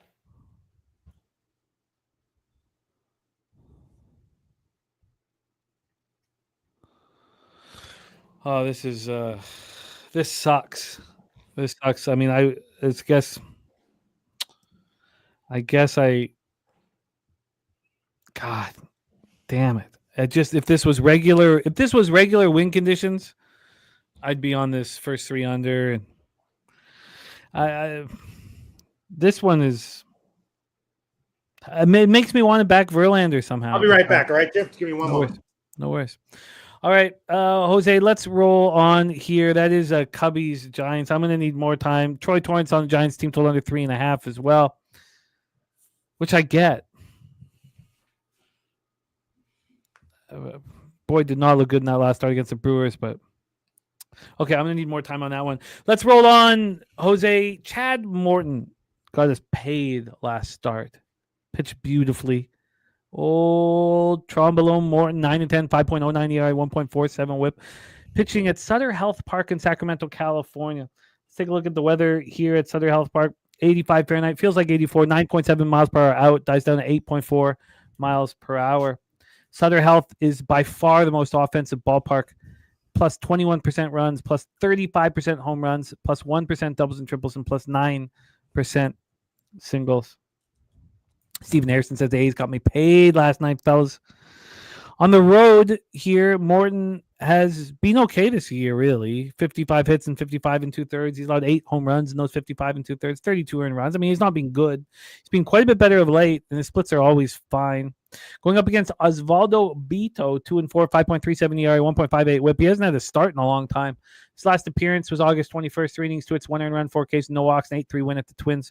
At home this year, he's pitched in 10 games. He started 4 of them, and he's looked bad. 20 earned runs in 34 innings, 10 home runs in those 34 innings. I mean, he's been terrible. Lefties are hitting 306, 901 against them. Righties 301, 891. Tigers versus righties last 30 days, 246, 743 OPS. A's 255, 754. And both bullpens have been very good. Jose was talking earlier about how excellent the Athletics bullpen has been. So Brandon Cummings says 41-year-old Morton, 2-2 with 3.63 ERA and 4 starts for Detroit since being acquired from the Baltimore Orioles. So let's take a look at the line history here for this one. We'll start with the total. This total is an 11. Minus 106 to the over. Wow. Opened up plus 103 to that over 11. Now minus 106, 9 cents of movement there. On the money line here, we have the Athletics at plus 112. They opened up plus 121. Tigers gone from minus 134 to minus 121. So we've had to move towards the Oakland Athletics. And when we look at the cash flow for this one, we have 76% of tickets on Detroit, but 70% of cash on the Athletics. 88% tickets on the under, 78% cash on the under. Last start, Jose, the books told us to back Charlie Morton. I don't know. This game, they're telling us to fade Charlie Morton. Are we going to listen? I am. A's full game money line for me. One of the first lines I looked at, and I thought this was a funny line. This is a weird line. We all know how good Detroit is and all that good stuff, and the A's not really playing anything for anything. So the fact that Charlie was minus 125 here gave me all the information I kind of needed. Penny opened this up at minus 134. It's gone down to minus 121. The fact that it's gone down isn't too surprising if you look at the splits. 76% of the tickets are on Detroit, but 70% of the money on the Athletics here. So I'm not surprised that the money is moving the line, but I am going to take the A's here. Full game, I think I just bet it here. Yeah, plus 112 money line for me. The only thing I'm worried about is going to be a high volatility game. And the sticks are going to be important here against righties. Both of these squads here, Athletics are scroll 18th, 105 weighted runs created plus, and Detroit is 105 as well. So I'm going to hope and pray that the A's being at home are the thing that gets them over the line here, get their bats feeling good, and get their runs off of Charlie Morton. So A's for me. TJ says A's are good versus a curveball. Trouble for Chuckles. However, I can't bet the A's at this price, says TJ. Peter Loshak, Tigers Athletics. Yeah, I'm not sure what to think here. Morton. So what's the market telling us, Jim?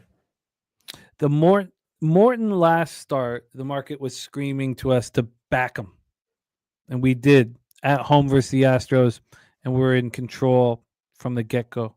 Here, it's telling us to trust Osvaldo Bito or trust the Athletics in a big way to me. We have sharps, bigger bets coming in on the A's, public on the Tigers. Why wouldn't they be on the Tigers? Morton's look good as a Detroit Tiger, and Bito's look trash. This is screaming back the A's. The A's bullpen's being lights out. The Tigers have nothing to play for and don't care. Now, do the A's care? No, I mean, that's an arguable statement too. Trey Easy says so under in this one. I think that the total being so high and higher than usual for Sutter Health makes me not want to test that theory and take the under. TJ says A's have only scored 7 runs in the last 29 innings versus righty starters. Who are those righty starters too? I mean, are there some studs in there, or was it pitchers that they should have hit? Aaron's on more than 7 or more Ks, says he's on an island. Yeah, I mean, coming off that 8K performance against the Astros, it's a solid list, says DJ. Yeah, this is the only thing I could do is cut it down to 5 innings. I don't know if that's necessary here just because of, how good the A's bullpen's been. But I was about to say, Jim, we have a bullpen advantage. Yeah, but I'd still prefer to have the Detroit Tigers lineup over. Now, I know the A's are hitting hard right now. But still, honestly, I think it's a close lineup, difference here. I wonder what if we expand this. I don't look at full season numbers. If we expand it to 2 months here, the A's against righties 113 weighted runs created plus, Detroit 100 weighted runs created plus against righties. I could see people arguing and saying that these A's lineup is better than the Tigers. That's all I'm thinking. Yeah, no, that's fair. I mean, the way Kurtz is hitting too, especially, but and the Tigers are just playing for nothing here in a minor league ballpark. But I mean, you have to think that despite Morton's up and down season, that they have a pitching advantage over Bito. Statistically, Bito's allowed 15 home runs and 65 in a third. I mean, Morton's allowed 19 and 123. I mean, there's no statistical. I mean, the fact that this, the A's are not starting Bito at one point looked like he could be useful, and the fact that the A's are cheaper first 5. I mean, the A's got to be the spot. It's hard for me to sit back and say, the A's have a better bullpen than the Tigers. I know statistically they're saying that over the last 30 days. I agree with that. I'd probably rather have the A's first 5. Pete, what's Charlie Martin's earned run prop at? His earned run prop? Oh, that's a good question. Let me see. I'm still looking. I saw Pete or TJ said the A's haven't gotten shit off of righty starters here. I was thinking 5 at minimum against Charlie Morton in this start is what I'm thinking. And I was thinking about offering at the Corbin game. Yeah, it's 2.5, but pretty solidly juiced to the over, like minus 150 or so. Yeah, Pete, that's a bet that you would love to hit. I'm sure right there. 60. Yeah, but I do like the A's here though. If I was Loshak guest and I didn't give a shit about the juice there, I'd take that. Like I said, I think Morton gets touched up personally. I'd rather have the A's first 5. I'd rather go up against Morton with Bito. I think that my advantage lies within that matchup right now. I wouldn't generally think so, but the market is telling me to push, and I'm going to do so. Spencer Rattler, starting quarterback for the Saints, by the way. What could go wrong? Sure, yeah. Slaughter and Preston are rejoicing. Yeah, he stinks. Okay, A's first 5 for me, I expect. It's going to be full game of first 5. I'm going to take a little bit longer on it. Then we have Jose on the A's full game plus 112. Peter, what do you want, my man? Yeah, I'm gonna take the A's as well. I'm thinking about maybe going for like the -1 line, but yeah, I'll just take full game. I'm seeing plus 113. All right. Okay, let's roll on. We have one final game here on the card. Then we get into WNBA, and we have Brizzy and Justin McCelvy joining us for WNBA. We're only going to have Justin McCelvy till 3:15, so we got to work quickly here.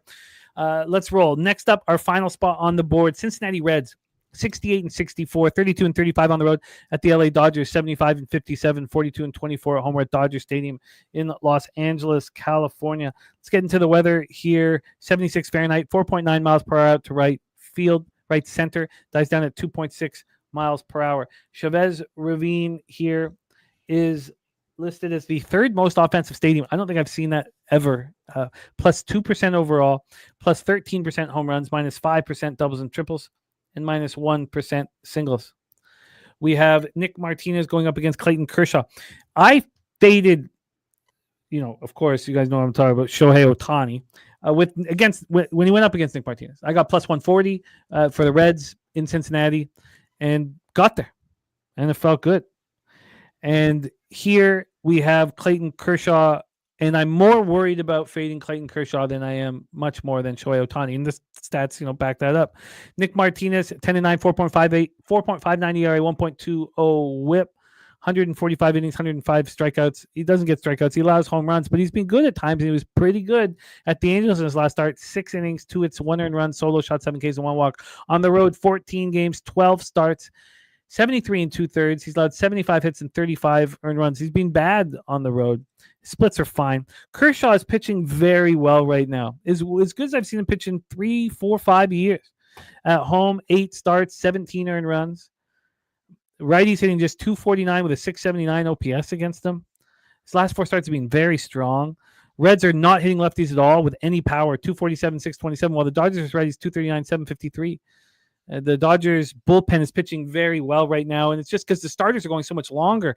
If you look back at what they did earlier in the year, they were getting like 4 and 4. They were bottom 5 in the league in the length of their starters, and now they're getting a ton of length from the starters. So let's roll here, take a look at the line history, and hand it over to Jose Bouquet. We have the LA Dodgers full game at minus 170. They opened up at minus 174, so no movement. From a total side of things, we have the 9 minus 109 to the under. It opened up at 8.5, so we've moved up a half run. And when we take a look at the cash flow here, we have here we go. We have 76% of the tickets on the Dodgers, 68% of cash on the Reds, 61% of tickets on the over, 85% of cash on the over, and moving towards the over. Mr. Bouquet, take it away. Our last spot on the board for MLB Reds Dodgers. Yeah, I honestly, going into the season, I did not expect Clayton Kershaw to be the Dodgers' best pitcher. It's been shocking to say that. He's been pitching phenomenally, and he's been there.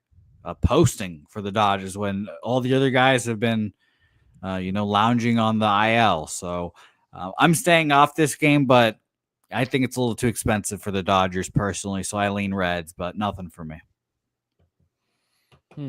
Peter Loshak, Reds, Dodgers. Pass on this one. God. What's Nick Martinez prop for earned runs or outs? Do you have that, Peter? Let me see. I actually didn't even 3.5. Yeah, has to be right. At least for his earned run, 2.5 heavily juiced to the over. Yeah. Okay. And what should the price be? Difference in price, Jose, for the Dodgers full game and first 5? Is your first full game minus 190? Minus 185. I guess no difference because you can't put like a minus 200 first 5, right? There's a massive difference. Really? Yes. The Dodgers' first 5 are minus 160. There's a 20-cent difference on Martinez' first 5, plus 155, plus 135, which says he's going to pitch really well here. Yeah, it's surprising. Sounds like a first 3 under potentially. But the weather's much more offensive than usual, and this total has gone from 8.5 to 9. So it tells me that this is so strange. It's saying that the Reds, who don't hit lefties all, are going to hit Kershaw.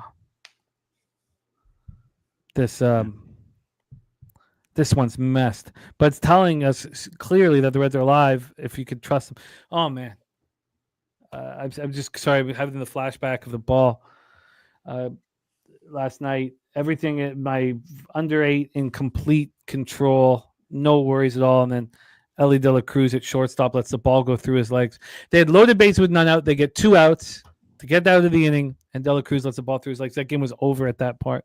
Dav Fenn says, absolutely, Dodgers smash. Absolutely, they smash. So why is this line not moving towards the Dodgers? That's very, very confusing. Sharp, bigger bets are on the Reds. I'm going to need more time on this one for sure. For sure. Huge difference. The price difference you mean it's the market is acting as if the Martinez is going to pitch better than Kershaw out here, which is insane with the way Kershaw's been pitching and the Reds' inability to hit left-hand pitching. So I've got a lot to think about here. So I will do that as soon as the show ends. Let's do a quick review of Major League Baseball, and then we'll get into WNBA. I'm not going to review all of the specialty plays, the pig milks, the stacks right now, because we got to get Justin up here and cap this WNBA card. So I will talk about my plan, and then we'll go around the horn here. I'm interested in the Orioles' first 5. I'm not sure if I get there. I want to take another look at Jose's Marlins first 5. I think it's a fascinating spot. The spot that I do quite like is that first 5 over 4.5 at Tampa, Cleveland. I hope it's still available. It's going to be juiced. I have some interest in this Nationals Yankees over, but it's another spot that I want to spend a little bit more time on. By the way, I'll go over the specialty plays in a bit, but that Bookie Buster play the day by DC Kepper is on the Dodgers here. Then I want to look at this first 3 under and over Bassett a little longer. TJ just told us that the Jays got absolutely hammered. Then there's not a lot of action for me until we finally get to the White Sox. So first 3 and first 5 for the White Sox for me. I'm very interested in the Pirates first 5. The first 5 over in Angels Rangers. And not a lot of action for me on today's card. A's first 5. Thank God for the night games. And I want to study the Reds Dodgers a little bit longer. So Jose Bouquet, please review your action for Tuesday, August 26th. Yes, my action here. Let me tell you guys now. I am on the Marlins first 5 money line plus 110. I am on the New York Mets money line, even money. Chicago White Sox full game money line plus 101. Pittsburgh Pirates plus 105 first 5. And the Athletics full game money line plus 112. By the way, just to remind everyone, I'm on Baylor plus 3 in college football this week, and Auburn Baylor over 56.5 there. Shout out to Wine Time and company for that one. Pete, I'd also like to hear if you're on any college football as well. But good luck to all you guys. WNBA has been good to you guys, so let's keep it up. I wish everyone the best. And Jimmy, I believe in you. Thank you, Mr. Bouquet, my friend. Peter Loshak, please review your action. Okay, I'm going to take it. Actually, with the Corbin game, I'm just going to do 2 straightforward things, and I'm not going to go nuts and quadruple up or quintuple. All right. Giolito under 5.5 strikeouts, minus 138. Gore under 5.5 strikeouts, plus 120. Bassett under 5.5 strikeouts, plus 126. Take a shot with the D-backs money line, plus 138. Pittsburgh, I am going to double up. First half, plus 110, and full game, plus 114. These are all lines that I shopped while the show was going on. And Corbin under 4.5 strikeouts, plus 118. And I'm going to take the Angels first 5 innings money line, minus 120. That's it. And the A's money line, plus 113. I'm excited. You're coming off a monster 20-6 plus 14.5 unit day, and I want to see you keep climbing, Peter, my friend. Let's move on to the WNBA. Our first guest is the star of the Locker Room Talk podcast, coming off a very exciting week of mixed martial arts. Ready to rock with us right here. Come to us from South Jersey. Please welcome our friend, Mr. Billy Brisbane, to the show. Brizzy, what's good, man? How are you? I'm doing pretty good, man. We're day 3 of the U.S. Open, and tennis has been paying me off very, very nice. Just got Yannick Sinner through the hoop under 18.5 games, so we're rolling here. Hopefully we can carry this momentum for the evening because we got WNBA and Dana White Contender Series tonight. I love it. Yes, the big contender series live here on Pop Sports Radio this evening. Let's bring on our next guest. We only have him for 15 minutes, but it should be fine. We have 2 games to attack. He's the start of the 3-2 zone over at Tony's Picks alongside our friends Ron Crawford and Ramon Scott. Please welcome our guy, Mr. Justin McKelvey, to the Stacks, stacks, stacks, stacks, stacks, stacks, stacks, stacks, stacks, stacks, stacks, stacks, stacks. Justin. What's good, man? How are you? Pretty good. How you? I'm Fred, good. Pistol. What's going on?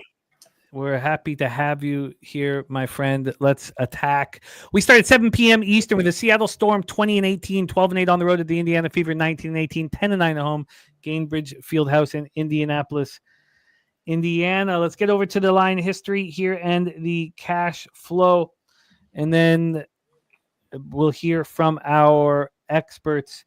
Peter, do you want to talk about your thoughts on this one before I set this all up? Yeah, I'm looking at this. I was thinking Indiana first half, although Seattle is pretty good ATS on the road first half. But, both teams been pretty bad ATS, and Indiana home dog here. Seattle off that big win in their last one. So I was thinking Indiana getting points first half, but that's what I was thinking. I don't know. I don't feel like that 2-point victory over the Mystics is a big win for Seattle.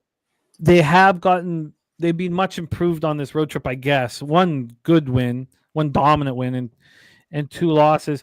I wanted to back Seattle initially, and the line opened up at 2 in the afternoon yesterday afternoon. But the book I'm looking at, it opened up at 3, a little more juiced at 2:09 p.m. But I guess it was around noon that it opened up at 2.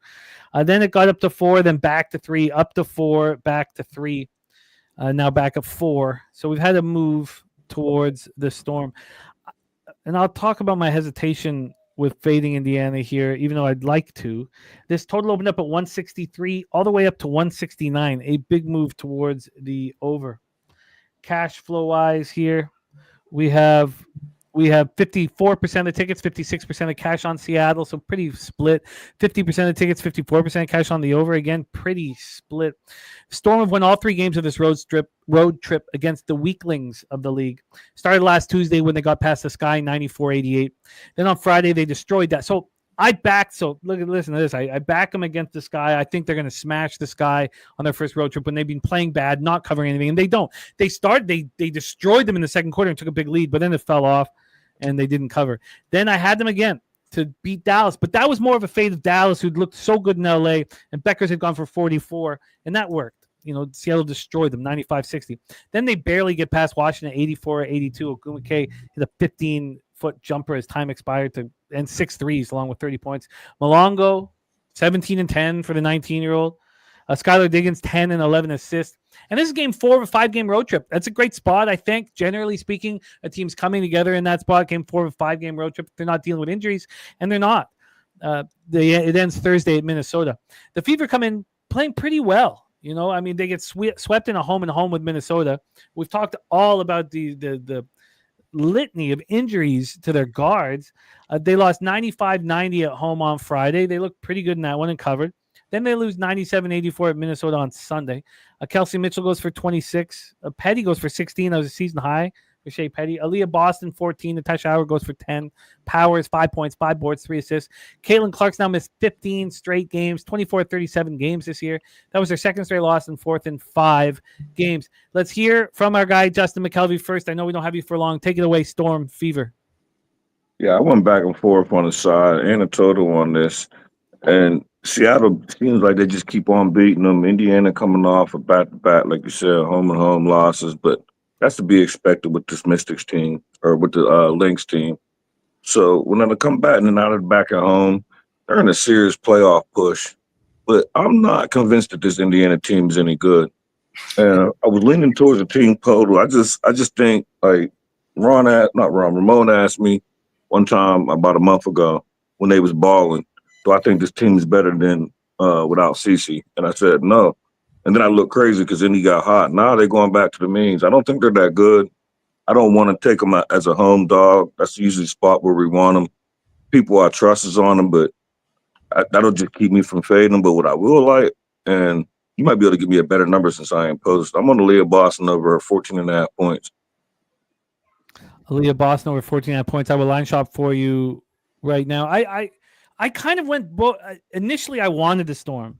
As I look deeper, I wouldn't be surprised if Fever play well here despite all of their injuries at guard, cluster injuries for the Fever.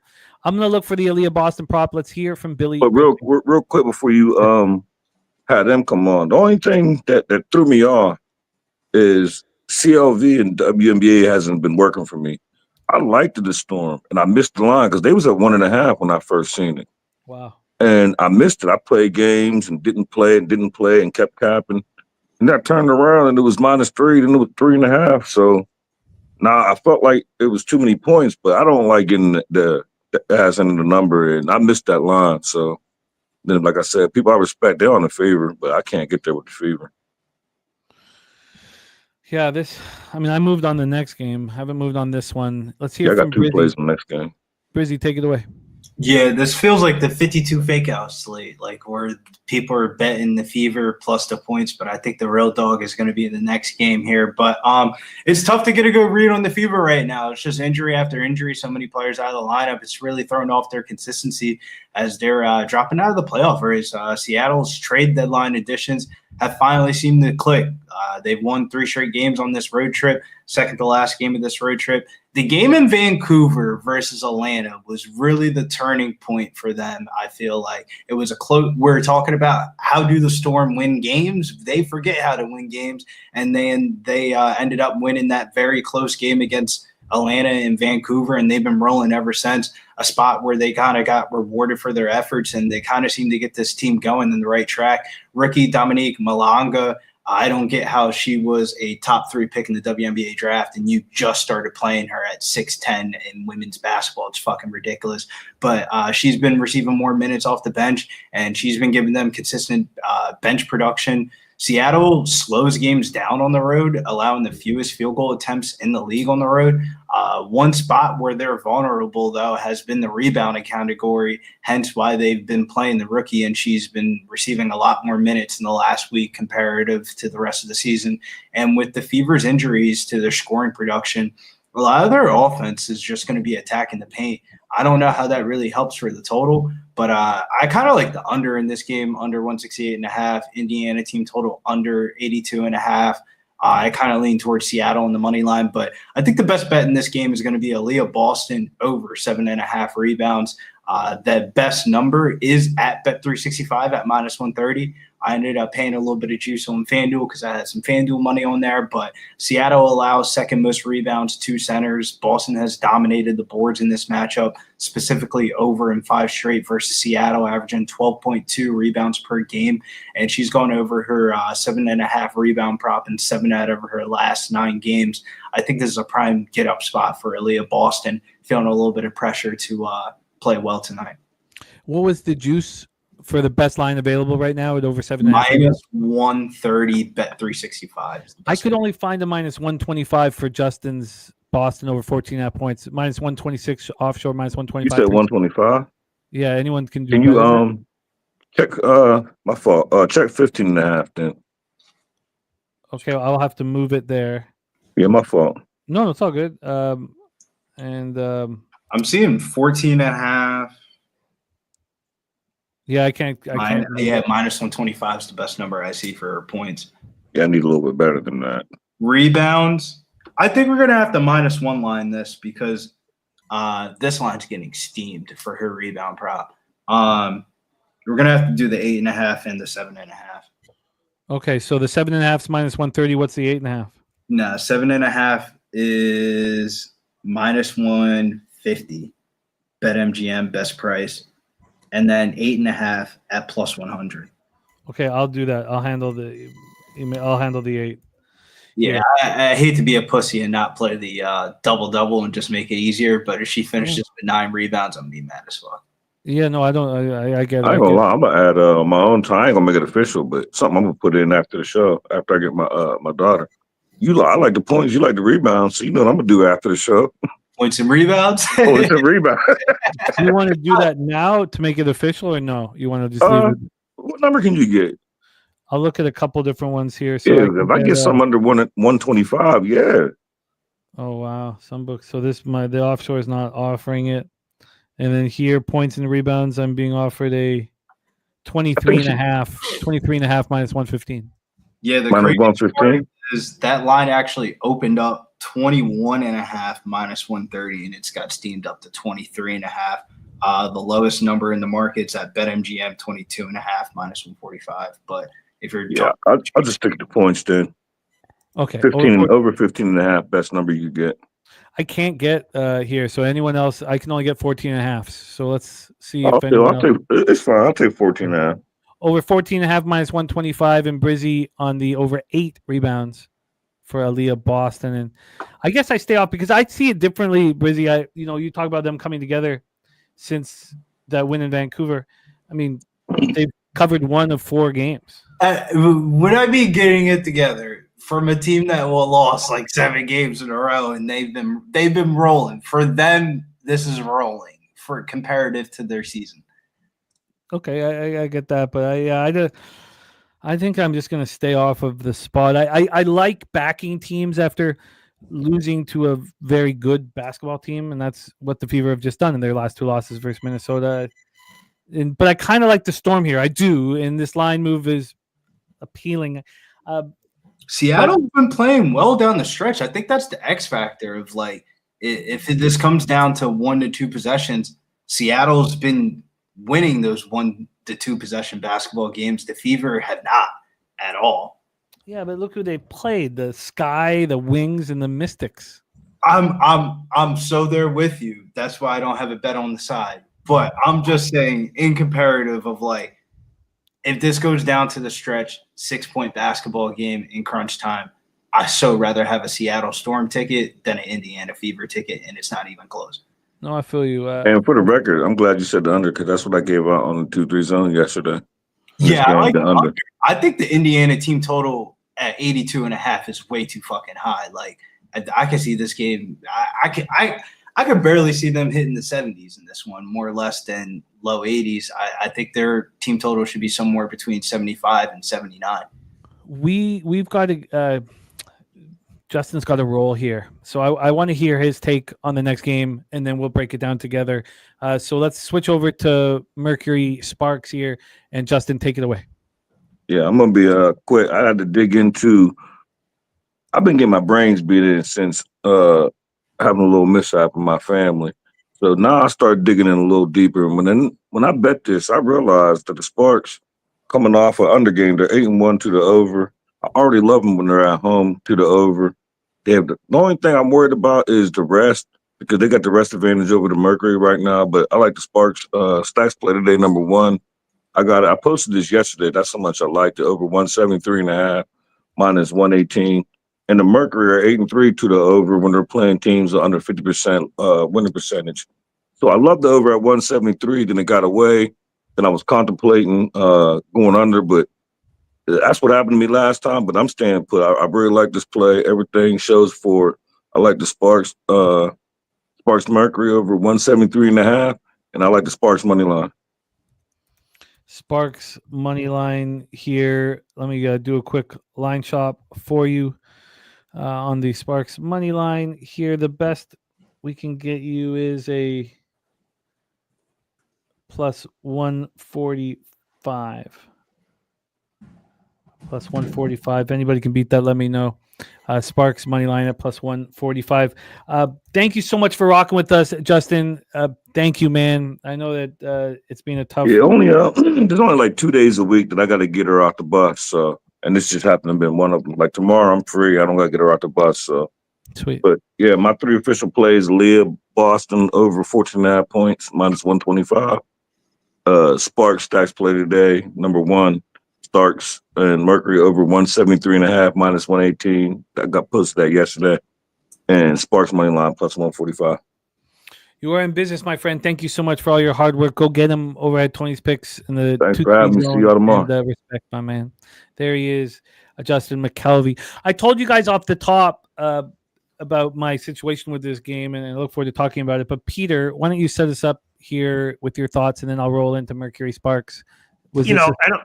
The last game was a big one because Becker's put up 44 on him, and apparently, Kelsey Plum was yelling that they have to play defense. So I was thinking, I don't know, maybe under. But obviously, Justin McCelvy beat a big move to the over on that one, and this could easily be, or at least the first half under. But it's 91. This could easily be 105-point first half. But supposedly Phoenix, like Brizzy said, slows it down on the road. Supposedly LA wants to D up a little bit. I don't know. First half under. What do you think? Well, first off, I knew I wanted the Sparks here. These are two very rested, healthy teams, and the Sparks have been so good to me. And I knew I wanted them. I didn't get them at the 5, and then it went down to 4. It was 4 last night, and it looked like it could go to 4.5. And so I was like, okay, I'm just going to let it be. And then I couldn't sleep. Checked it every hour until about 3 a.m.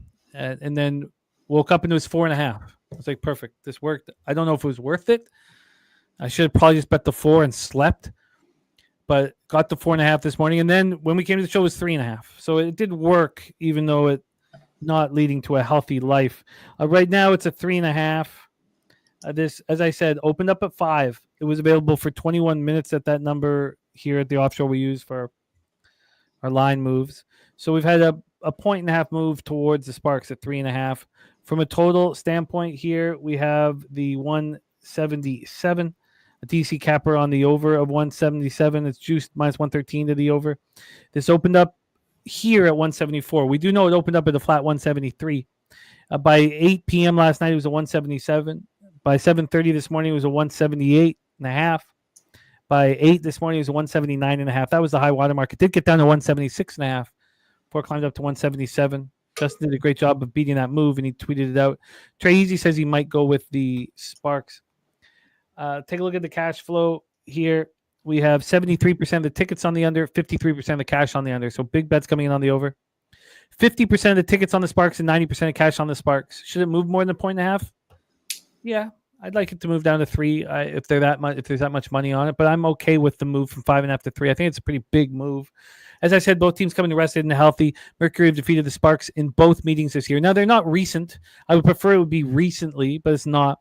They beat them. The Mercury beat the Sparks in Phoenix 89-86 on May 21st, then beat them again in LA June 1st, 85-80. I don't think that's going to be like fresh in their minds, but I do think that helps my angle. They coming up their third win in 4 games, 81-72 at home over the Valkyries on Friday. Alyssa Thomas just went nuts, man. 13 points, 12 boards, 16 assists. And Akoa Makani, I told Brizzy that I liked her game. 18 points.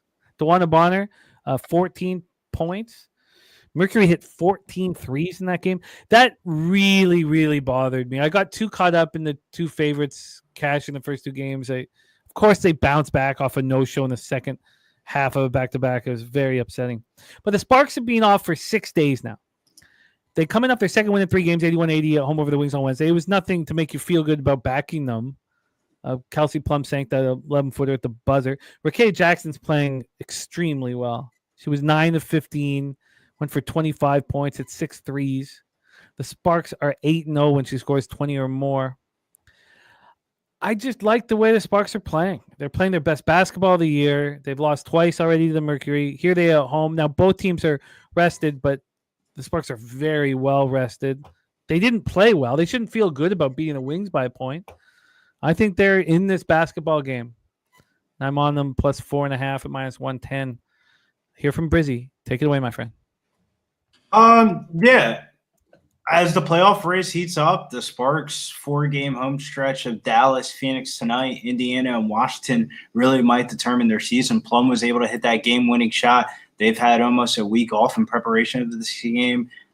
It's going to be needed with the Mercury coming into town. They've beaten the Sparks 6 times straight head-to-head, which includes 2 meetings this year. The Sparks have been getting healthy at the right time, and their defense down the stretch needs to improve, but I feel like they're kind of getting disvalued due to their home road splits this season. I think this is a really good spot for them to get hot with a week's worth of rest.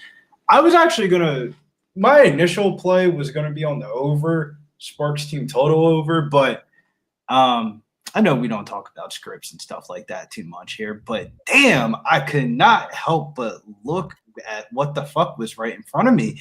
And I was just thinking, just broad view perspective, that today was such a chalky slate just in general throughout the sports and organizations. As you can see, Dana White Contender Series tonight, it's just like minus 300, minus 300, minus 1,200. And today's actually National Dog Day as well. But the one that really got me was National Spark Up the World Day. Why is just a random fucking holiday? I have no idea, but I would only incline that's got to only help the Sparks out a little bit. But outside of the script, I think that they definitely need one of these home games here against when these, I would say, upper echelon teams to really get their confidence boost going here for them this season. I think them being healthy is such a big deal because they've been a team that's been able to score offensively this year. It's just they haven't had the horses all needed to be active all at the same exact time. It always felt like one or the other were in. But Rakia Jackson in the lineup, De'Erica Hamby healthy, Kelsey Plum healthy, Cameron Brink healthy. Everybody's healthy. Everybody's rolling. And I think if there was a team in the WNBA that probably benefits from a week off, it would be the LA Sparks. Very rarely do you get multiple practices in a row in any professional organization when it's this deep into the season. And I think that's going to make all the difference here for the Sparks here. I like them on the money line. Yeah, that's gives me a ton of hope that both of you guys like the money line.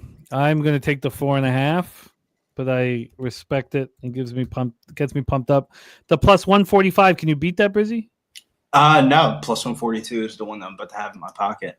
You are in business, Brizzy. Peter Loshak, do you want to join us here on the Sparks? What's your plan? Pass for me on this one, but I see that TJ mentioned that a big bet came in on the Brewers and a big market move to them. So that's very interesting. Pass on this WNBA game. All right. We have Brizzy and Justin McCelvy on the Sparks money line. Justin also tweeted out that over 173.5 yesterday. Up right now, it's at 177, 177.5. I'm on the Sparks plus 4.5. And unfortunately, that's going to be my only spot. I'm going to leave that Storm Fever game alone. I'm going to leave it alone. Leave it alone. That is our WNBA breakdowns for Tuesday, August 26th. Billy, my man, tell us a little bit about our big live stream this evening. And do we have a Locker Room Talk podcast popping off at 6? What's the story with you guys this week? No UFC this week. We get a week off with it being the first week of college football season. You know, Uncle Dana doesn't want to go up against those college football ratings on a Saturday. So we got the Dana White Contender Series popping off tonight, 8 o'clock p.m. Make sure you guys join from the beginning of the event to the end of the event, where we will see who will impress Dana White. I mean, when in life, outside of like Donald Trump's apprentice in like the early 2000s, do you get to see a national live television show of somebody having a job interview for the biggest job interview of their life, and you get to either watch them really, really exceed or really, really fail right in front of Dana White's face? It's actually pretty entertaining because Dana is forced to be there and give his reaction. So gives you a little bit of insight of what's going on behind the wall. And here at Pub Sports Radio, what's going on behind the wall here for MMA is UFC El Paris next week as well. So make sure you guys hit the like, subscribe, because there'll probably be a video, I would imagine, in the next couple days or so. But tonight is Dana White Contender Series. So make sure you guys hit that like, subscribe, follow me over on X at GettingBills_. It's U.S. Open season. The only time of year that people give a fuck about tennis in America is when it's on U.S. soil. So it's the time of year to bet it. I'll respect Brizzy, my man. I will be in touch throughout the week, and thank you for joining us. Thank you for all your hard work. I popped Brizzy's X handle in the chat. Please support our guy, Billy Brisbane. And thank you to my dude for the $1.99 dono. It's been wonderful. Thank you to Big O. Gave us 5 gifted Pub Sports Radio memberships. That means a ton to us. Thank you. Thank you to Johnny Yim with that $15 dono. It means a ton to us. A whole bunch of you guys have signed up for our Cappers contest. Again, that means so much to us. And our new gold members, thank you guys. Truly, truly, thank you guys. That means a ton. That is our show for Tuesday, August the 26th. Let's review action here, Peter, my friend. We just reviewed WNBA, so we don't need to hit that once again. Let's just do a final review and put a bow on today's proceedings. Stacks play today. Yeah, my man. I really kind of got to go. Okay, sure. Please review your action here, and I will review everything else. Okay. Yes. So again, in MLB, we'll see. Giolito under 5.5 strikeouts, minus 138. Gore under 5.5 strikeouts, plus 120. Bassett under 5.5 strikeouts, plus 126. D-backs money line, plus 128. But there was recently a 10-cent move, big bet in the market in favor of Milwaukee. So we'll see. Pittsburgh first 5, plus 110, and full game plus 114. Corbin under 4.5 strikeouts, plus 118. And the Angels first 5, minus 120. And the A's money line, plus 113. Keep up the great work, Pete. Thank you for all of this today. And any last words for the Cappers supporting the show? Oh, that's a great show. Too much fun stuff to mention. Shout out to everyone. It's such a pleasure doing this all the time. See you next week. There he is, Peter Loshak. Stacks play day number 2 is Stanton. Over 1.5 bases at plus 115. Pig Milk play day number 1, Pittsburgh, St. Louis. First 5 over 4.5, minus 110. Number 2, Cubs. First 5, minus a half. He's also on the White Sox first 5, minus a half. He's also on the first 3 under 2.5 as well in that White Sox Royals game. In the Contender Series tonight, he's got a bomb. Christian Perez plus 2-3-5 here, plus 2-3-5. I have AM's college football and NFL football. We'll be talking about that throughout the week, so I'll keep talking about that when we get over to college football for tomorrow. Flank steak play of the day is the Mets money line. Marlins money line also for 9 legacy. Guardians money line and Orioles money line as well. TJ added Baltimore first 5. Very interested in that one as well here. So then we have the Orioles first 5. I've got question marks around that I'm very interested in. Extremely interested in. Jose's not going to be able to jump back on with us, but he dropped all of his action in the chat. He's ready to attack this card as well. So the first 5 over 4.5, if it's still available in Tampa, Cleveland, I'm going to be making all my bets right now here over the next 45 minutes. Spooners on the Guardians, the Diamondbacks, Brewers over 7.5, Royals money line, Cubbies money line, and Padres Mariners over 7.5. Mally Mal is on first 5, Yankees, first 5, Cardinals, first 5, Dodgers, first 5, Blue Jays, first 5, Brewers. Tariq B is on the Yankees and Stanton to record a hit. We already talked about stacks play today. Number 2 being Stanton over 1.5 bases from Justin McCelvey. Mally Mal also on the Yankees first 5 money line. DC Capper Bookie Buster play today is the Dodgers. Justin McCelvey on Springer over 1.5 bases. Spreadsheet play today from Ron Crawford is the Toronto Blue Jays. Oh, we need a birthday pick for Wendy. A birthday pick here for Wendy.